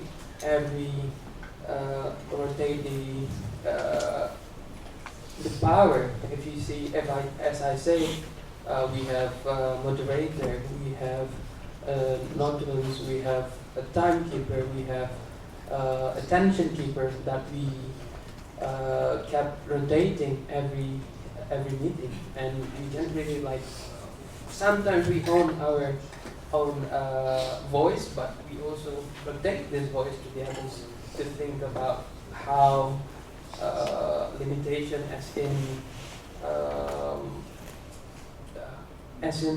you could talk. I mean, you could mention about your opinion, but at the same time, you're also interrupted by the others. And most of the times, it will be decided by group decisions. So that's how we realize the limitation, and most of the time it is discussed through meetings or also WhatsApp groups. Yes, does that answer your question? No, I think limitation is more like, how do you think about that, the limitation of this project? I mean, for example, you mentioned about you want to like no hierarchy between people who own most of knowledge, then those who like not so. Or maybe I make another example, like the room when you say going below.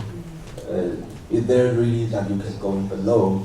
I mean, how much is that you can actualize? Is what I call.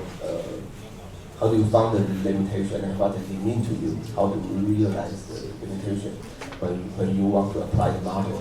That's why yeah.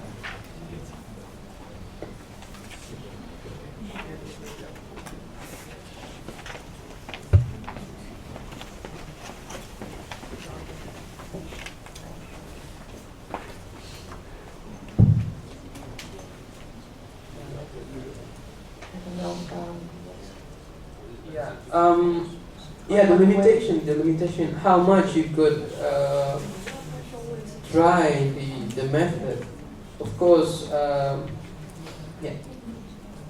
like, okay.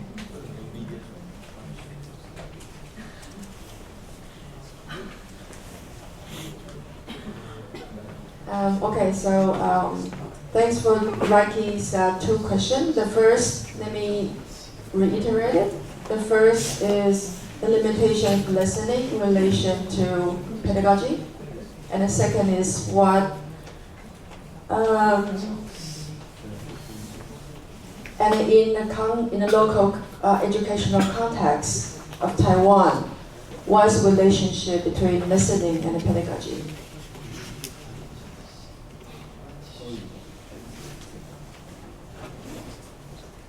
So I'm just giving everybody a little bit time to think, including myself. I think I would prefer not to talk about listening on a very big meta level. I think I want to talk about it in terms of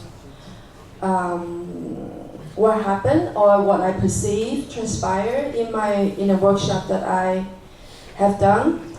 And I think that I would like to quote our activist group named Ultra Red. They said listening is not neutral, and I will also add listening is not autonomous, and listening require and generate literacy, and it put people in a gathering into relationship, and also it help us produce subjectivity. So, and I think that in a lot of workshop or gathering that I conducted or I take part, I think the limitation of listening can be also looked at from a different perspective. Is what are the possibilities that generate from this limitation when you create an artistic process, that the framework that it entails is already a limitation itself. So I think I would like to look at both the limitation and the possibility at the same time. Because I think when one only look at limitation itself, it's limiting. I think I would, maybe some of you would have question later. And the second question is about, so then what is the relationship between listening and pedagogy in a local context, education of Taiwan? Well, I grew up and I was educated in Taiwan, but I have been living in the West for nearly 20 years.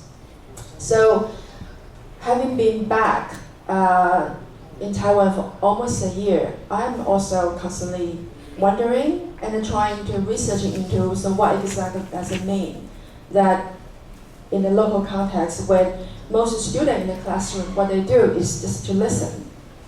They don't really talk, and they willingly and knowingly give the power to the one who is speaking, and to the one who also believes that he has the power or she has authority to speak. So I think when I am approaching this question of listening, I think we also have to think at the same time, so what is the power of speech? What makes the power of address? So we also have to, yes, I think for me, I really like to think of many questions at the same time. Because I do believe all these questions, they are mutually constitutive. You cannot separate one from another. Does that make sense? So I think like in Taiwan, when I do something, I often like to challenge myself and also whoever is conducting or facilitating the workshop. And also, another thing that's very important is if not speaking or just listening as a form of participation, as a form of communication, what kind of power can it generate?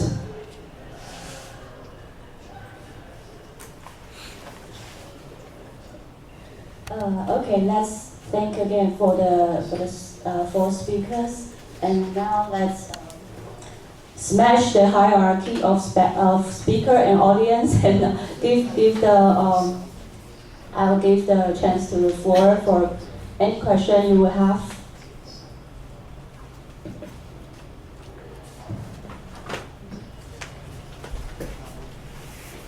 Hi, hello, I'm Azati from Malaysia.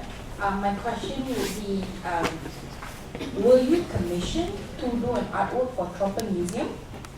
Or were you there and find a certain gap and you proposed to the museum saying that we want to change this 14 years old exhibition and you should put some narrative there, which is either way would be cool because you are from the nation that were colonized and you want to put your narrative in a museum of the colonial, right? So how was the process? And number two, in any, as an audience, I'm interested to know who about the funding. Because once I know the funding, I would know the ownership, and then I know the perspective of the artworks. That's all.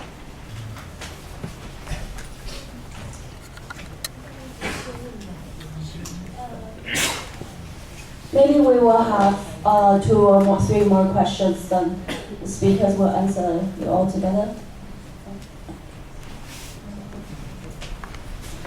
Hi, and then I just follow up also to the project and Improper Museum.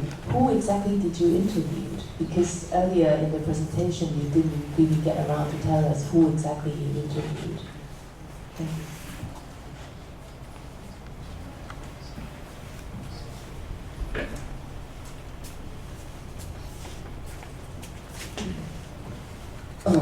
My question for Dina, Fiky, and Hongkai is to do with the School of Improper Education. I might have missed it in your presentation, but it comes in the form of 3 questions. What is the objective, or what are the objectives? What is the gap, and where is the need? And I ask this perhaps because it's still quite an early stage and you're happy to leave it open as a platform for exploration. But in a lot of the models that we are talking about, there is a strong activating force in trying to do something for the people. And I'm wondering whether this experimentation is actually a luxury that people like us can afford, but does not quite have the buy-in power for the people. So maybe if you could address that.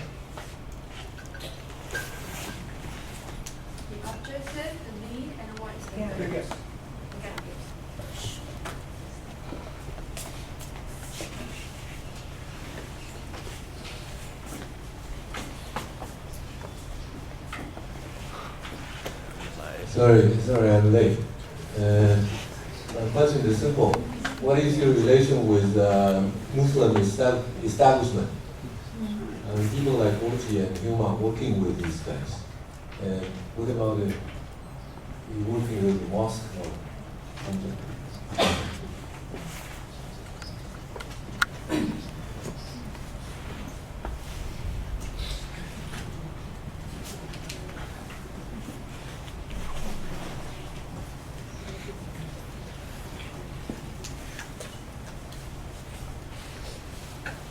Okay, maybe this is the first round of audience question.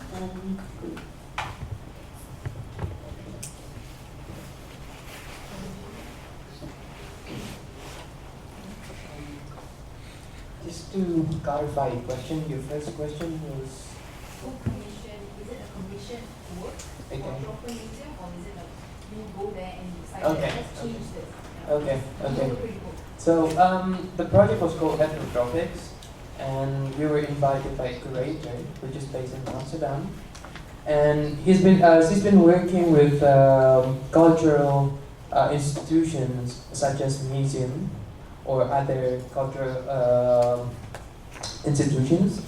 And it was the second Ethnographics. So she invited us to work at the Improper Museum as she collaborated. As Saja, her name is Saja, and she collaborated with the Improper Museum, and it was like shared commission by the Improper Museum. So yeah, does that answer your question? And yeah, so we're kind of not officially invited by the Improper, but we're like working with the Improper or in the Improper Museum. Yeah. Interview, yeah. The interviewee, we interviewed mostly different kind of people. Most of the time, as you can see on the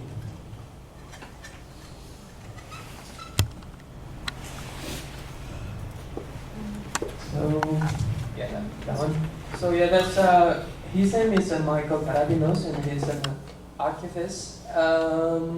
He's been working on archives, and he also we were interested because he worked in one of the exhibitions in Van Abbe Museum, and he traced how the money came from Indonesia to build this museum.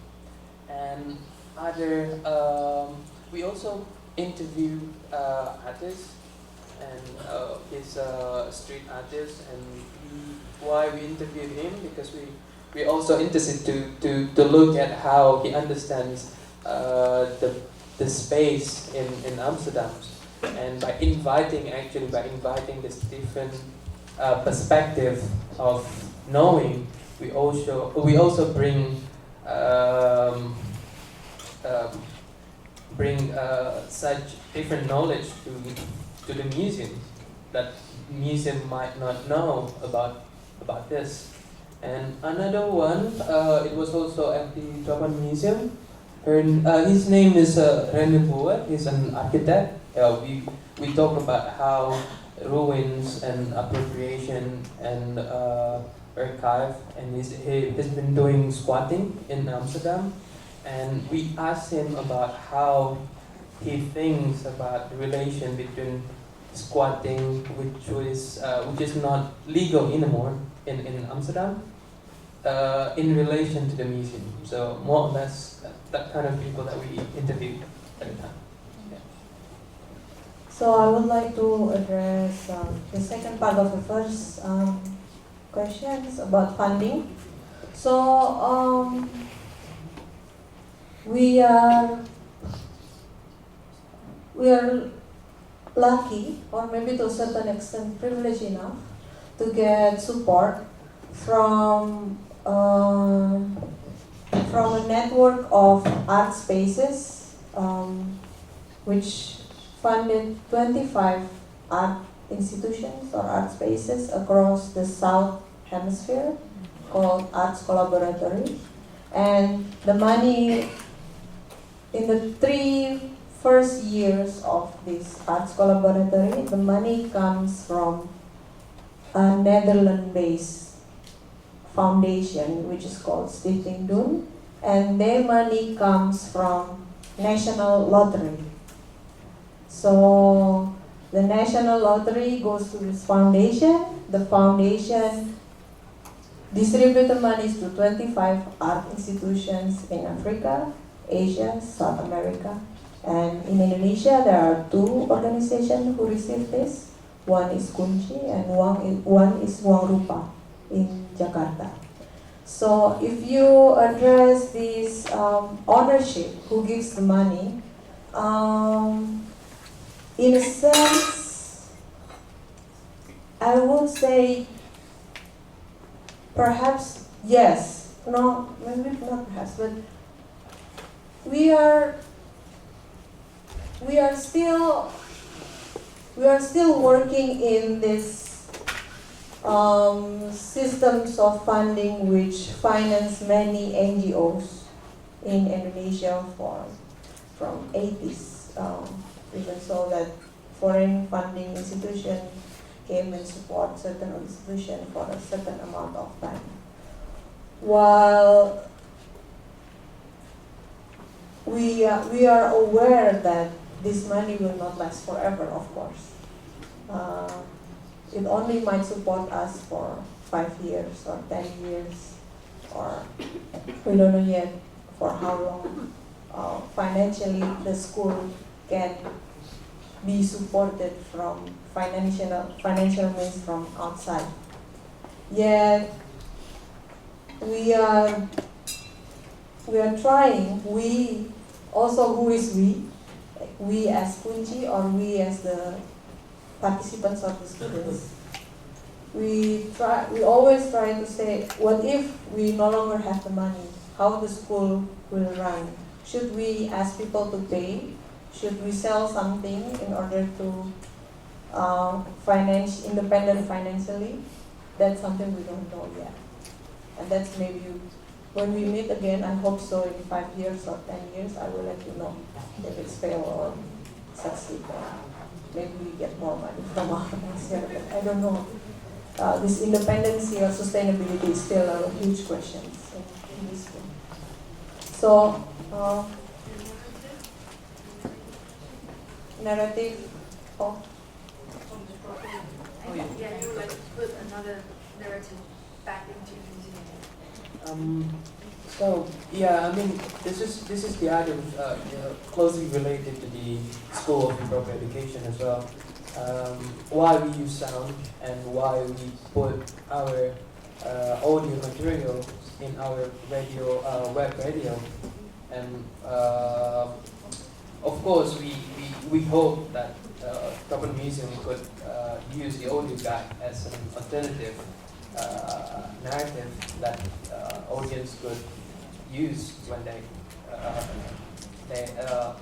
enter the museum. But it's also it also thinks about why we put it in radio and web radio. It goes with the idea of access as well. Like people couldn't. Not everyone could. Indonesian people it will be not all of Indonesian could go to Netherlands and to check out the museum, and to think about sound as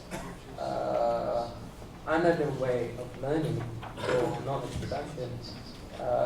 It goes with the idea of access that we don't have to get into our museum.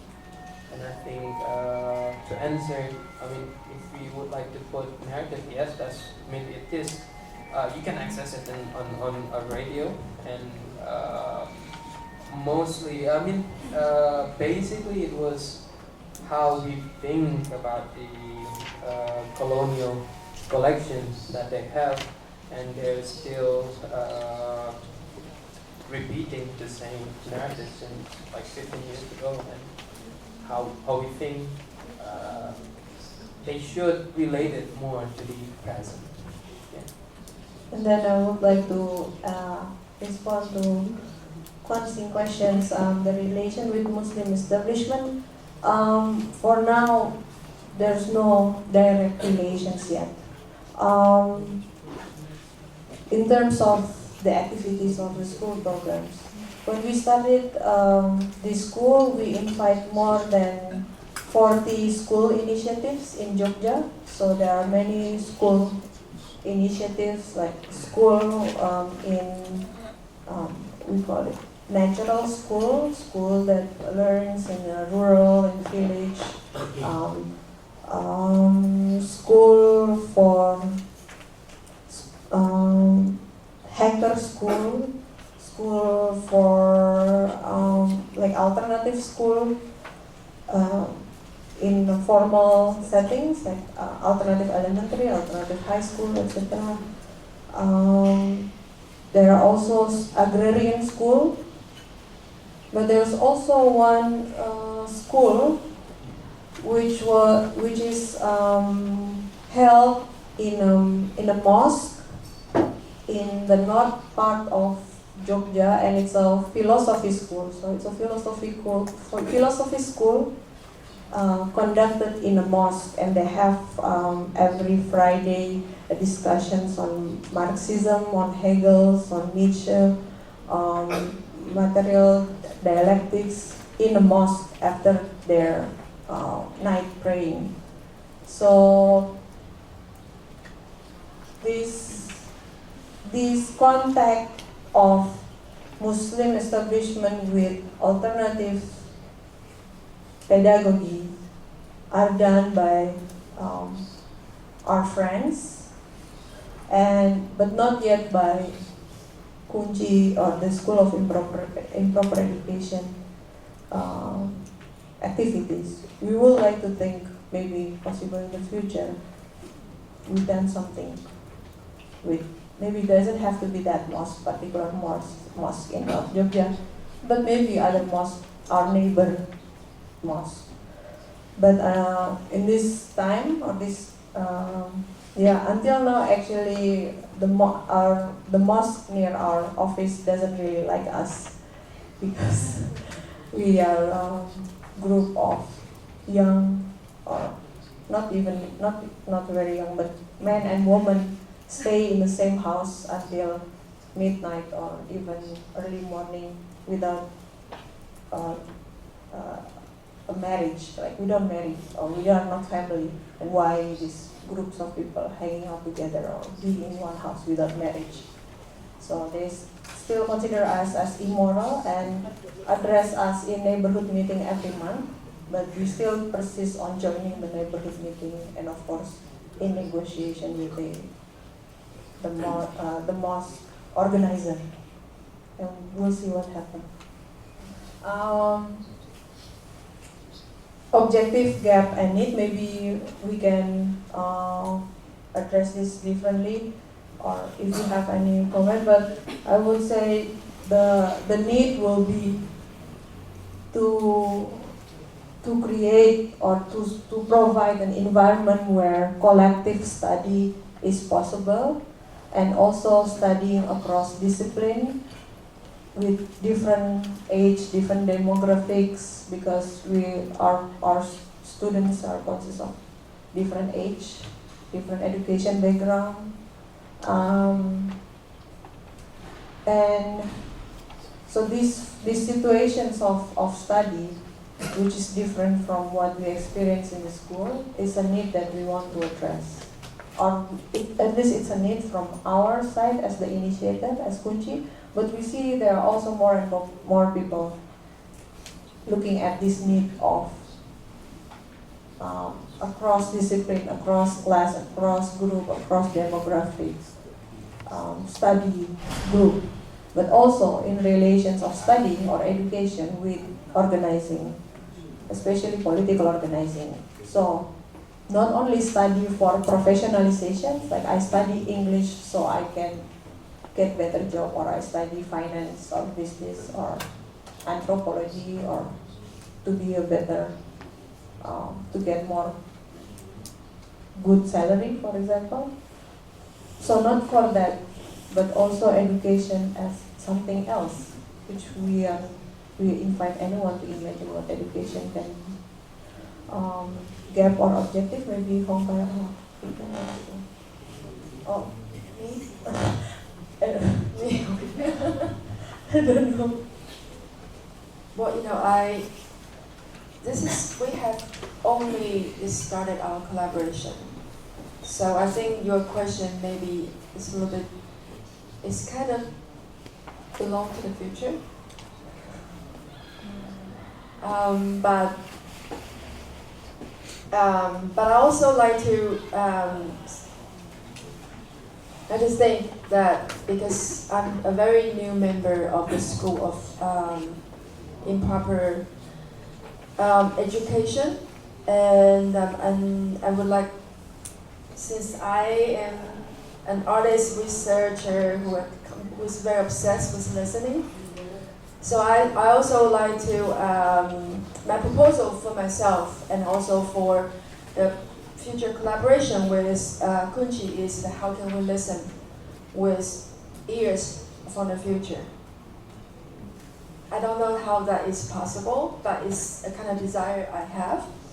And so gap, objective, need.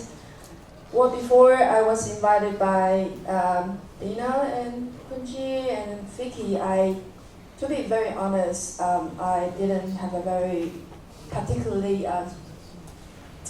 strong, like a very clear objective as to what I was gonna do, and it turned out that KUNCI feel the same way. It's all very open-ended, and I think that's pretty cool. We just kind of, the English expression play by ears. And I think that's very literal. It makes very literal sense in my form of participation in this project. So we will see what happened. And I'm sure that throughout this process, the objective, the gap that you may perceive, and also the needs will change. I think all this will change as it develops. And also I would like to add is, speaking of the narrative, like in response to your question, I think together with KUNCI we also talk a lot about the politics and also aesthetics of dissemination. Like last night we went to a temple, right? And Dina got an oracle from how many gods and a goddess? Two gods. You want to talk about that? About the life of School of Improper Education. Briefly, so I was asking if our school will have a long life, and then the oracle said, asked need to reframe the question. And I think that's true. A long life doesn't matter. I mean, any of us can die anytime. So why should school last forever? So I think the importance is not for the school to last forever. Then I reframe my questions. Will the school be beneficial for many people? And the oracle say yes. So it doesn't say when it will be beneficial. It can be for a long time, maybe it will find its benefits. But I think this is the idea of keep doing it, not just for the sake of doing it, but also for the sake that someone might also find resonance or crossings or meetings in a different moment, in different space, in different way. So which is fine. And I also think that this can actually like relate it to the question that, okay, that how are we going to disseminate knowledge aesthetically and or socially and politically. And I think this is also the question that I hope that we can all think together in the future. Collaboration in whatever form it happen, I don't know. Yeah.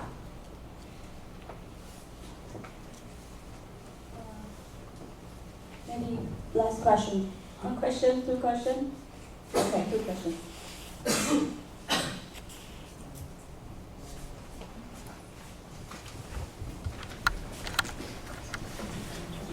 I would really like to know, because we know it's very admirable that you try to establish a place, space, or site for people to get together and to learn from with each other.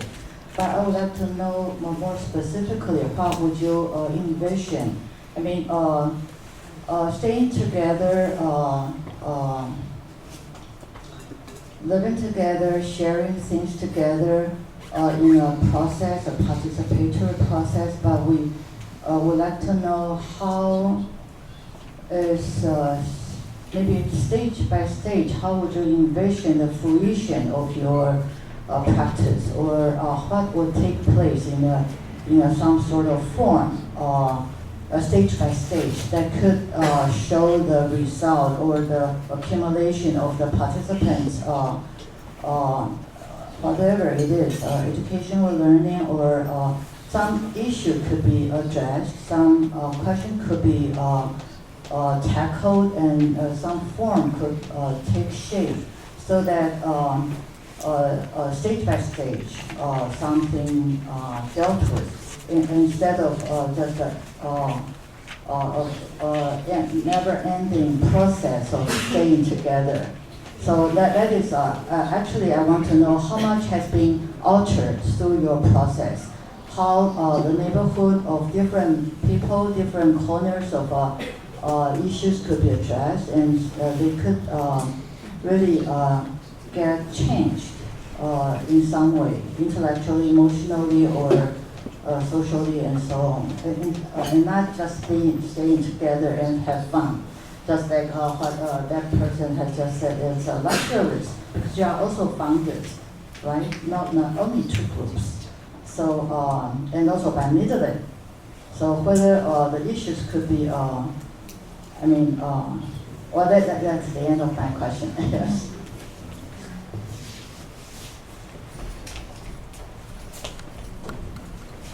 Good morning.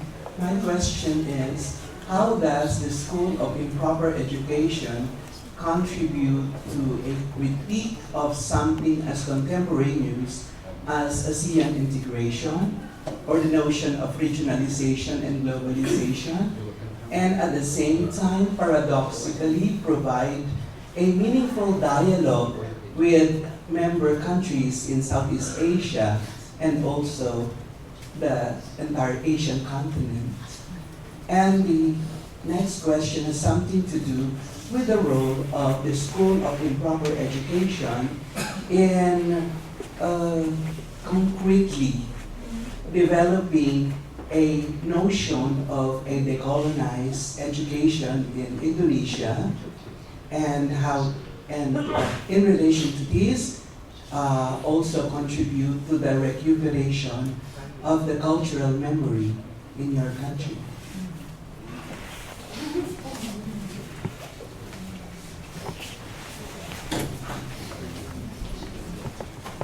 Thank you for the questions. It's a huge question. Yeah, unpack a bit by bit. I will start with Joe's questions about what would we envision. What are the stages by stages? Of course, there should be more than just keep being together. There should be things to address, even change or transform directly.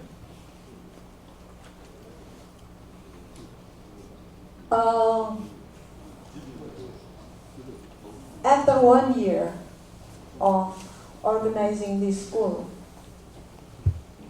of trying to establish a condition where power is being distributed among the member, where, again, also an attempt to make a school where equality is not the aim, but the initial assumption that we are equal. We are equal. We have knowledges, but in a different way, in a different objective, or in a different way of articulating. But we are equal.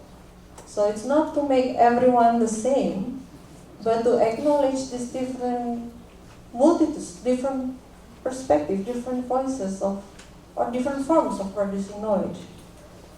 So, again, back to your questions. I would use the analogy of free jazz or music.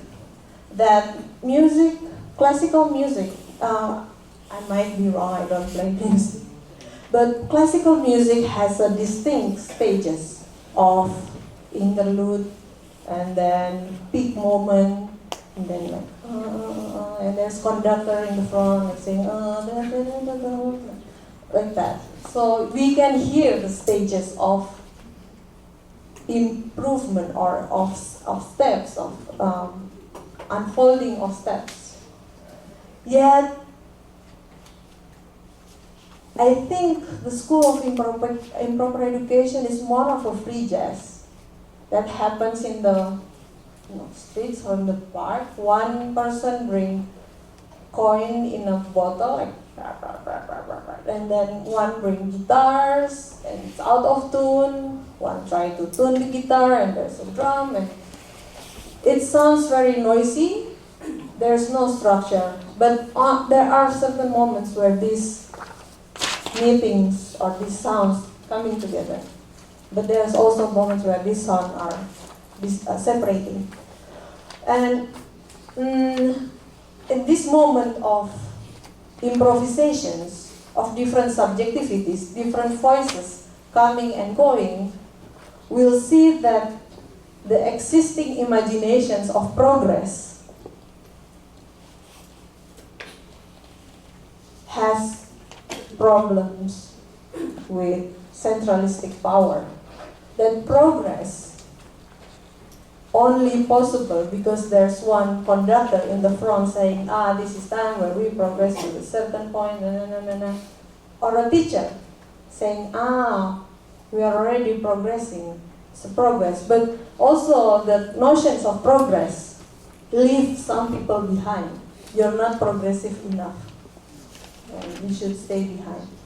So this is the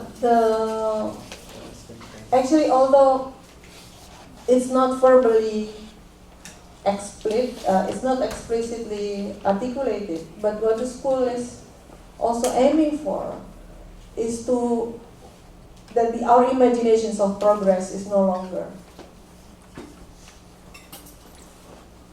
relevant, because it makes the exclusion and inclusion happens, changes as well. So it's the aim. I want to say, what is the aim? The aim is for collaborative survival. That we need to survive together in these harsh conditions of living, precarious economy, not enough political vocabularies, or the needs to find a new political vocabularies. We cannot stay put or satisfied saying that all progressive and political thinkers or artists should read Marxism. Should read Marxism. There should be another way of engaging with politics, and that's what we are looking for. So again, maybe that's a question also belongs to the future.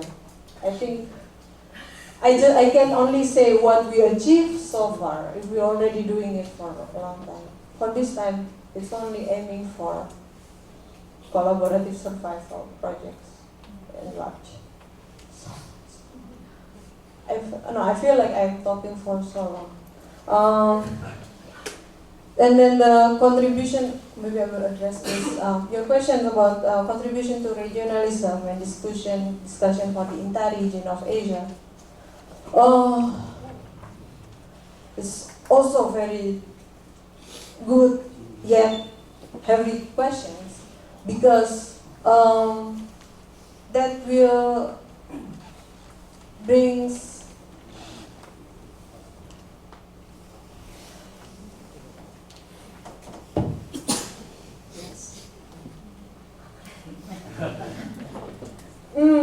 because I think the important lesson learned I get from School of Improper Education is that national identity is no longer sufficient in the creating of political subjects. Saying that even not only national but also provincial, like you're Javanese, you're Sudanese, you're Malaysian, you're Indonesian, you're Singaporean, you're Taiwanese, you're and yet what comes from there, like, I'm Indonesian, but I'm a woman, but I'm heterosexual, and I speak English very well, and I'm equipped with theory. What I want to say is that sometimes it's important not to feel content or feel satisfied with national identity. That the whole project, the big projects of thinking of future of Asia or an alternative worldview would also needs to incorporate other subjectivities or other positionings other than being one nation or being one region or being others. Maybe I will give you more better question tomorrow, but this is something I'm in line with.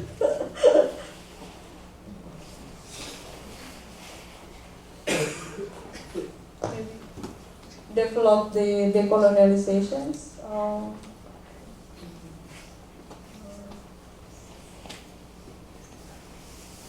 We are exchanging looks first. We are trying to play free jazz by our looks. Who wants to play the guitar? You don't ask, he wants to play. That's true. In free jazz. I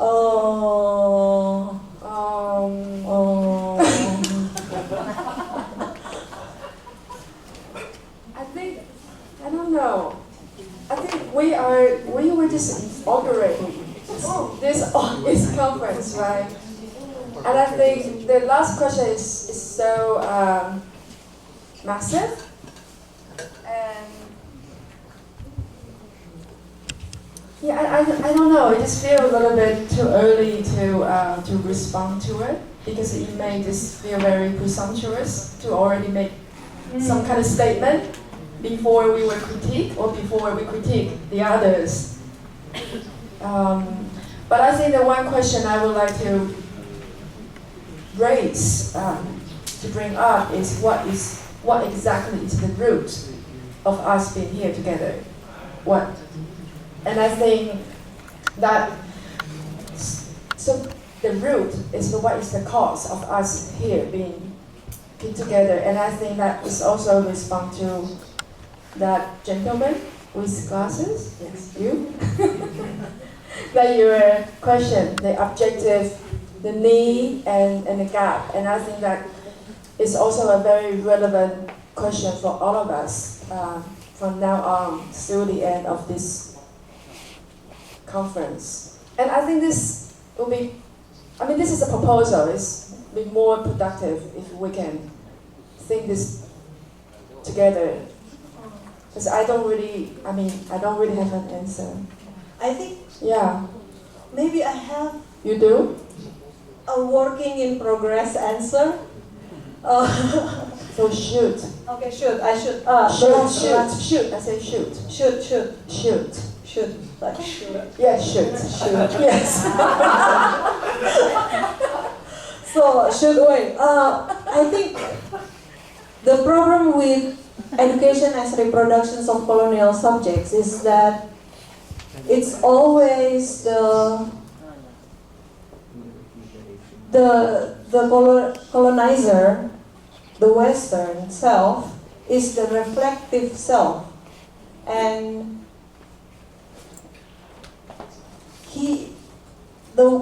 this reflective self reflecting about the others and not the others. How to say that? Like for example, in the Tropen Museum, we see how Dutch scholars, Dutch traders, Dutch ethnographers, anthropologists wrote about the native. So these researchers reflecting on behalf of the others. And the colonized subjects are the one who are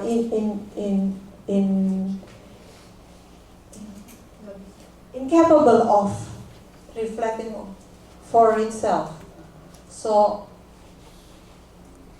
in line with this, maybe the colonialization project should also start from acknowledging every points, every positions of reflections, as well as suspending or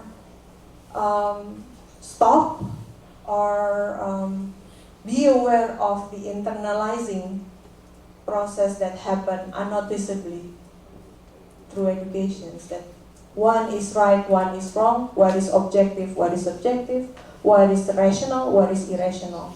So I'm just shooting away before our lunch, and maybe we'll see next tomorrow. I'll come to you with better answer or questions even. And also that maybe I feel like we're also proposing some kind of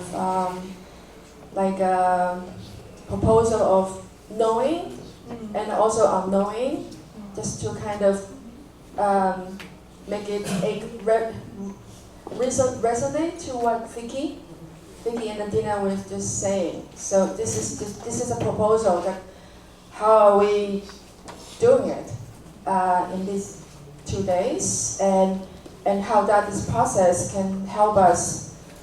I don't know. I feel very strongly to this whole question of colonial subject. If there's any moment in history or in the present that actually we resisted that. And that also reminds me of this Brazilian theorist, Sueli Ronick, her theorizing of the Brazilian Amazonian anthropology. What? No, the cannibal. The cannibalism. And this cannibalism is really, really impactful to like a very massive movement of avant-garde art in Brazil. And so I think what she said really brilliantly is when the Portuguese were colonizing the Brazil and the Amazon, and this whole people of the cannibalists, what they refused to surrender is their cannibalism.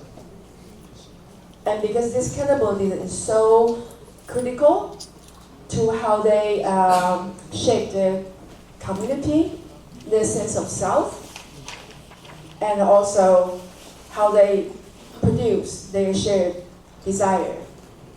And I think in this kind of resistance, they keep this very, like perceivably from a Western or modern point of view of like violent custom, but they in turn kept their own subjectivity that is anti-colonial. And I think that's also a very important part to the contribution of the whole, the people's cultural memory.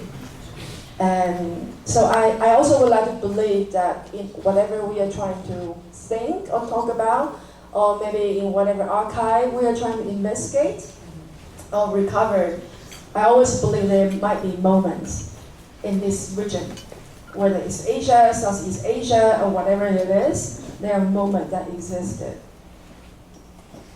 Yeah. And in what way and in what modality of thinking, practice, or education, or whatever, that we could evoke it, conjure it, and collect it. Did I say imagine? Okay, imagine. Because I believe recovery is not possible. Full recovery is not possible.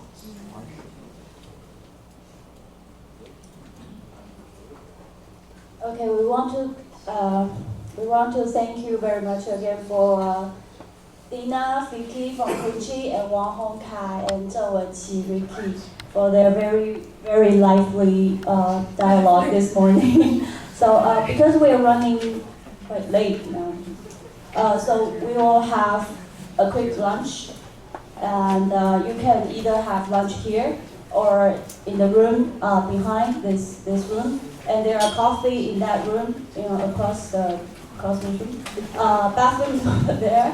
So we will come back here at 1:10. So sorry, but let's have quick lunch and come back. Thank you.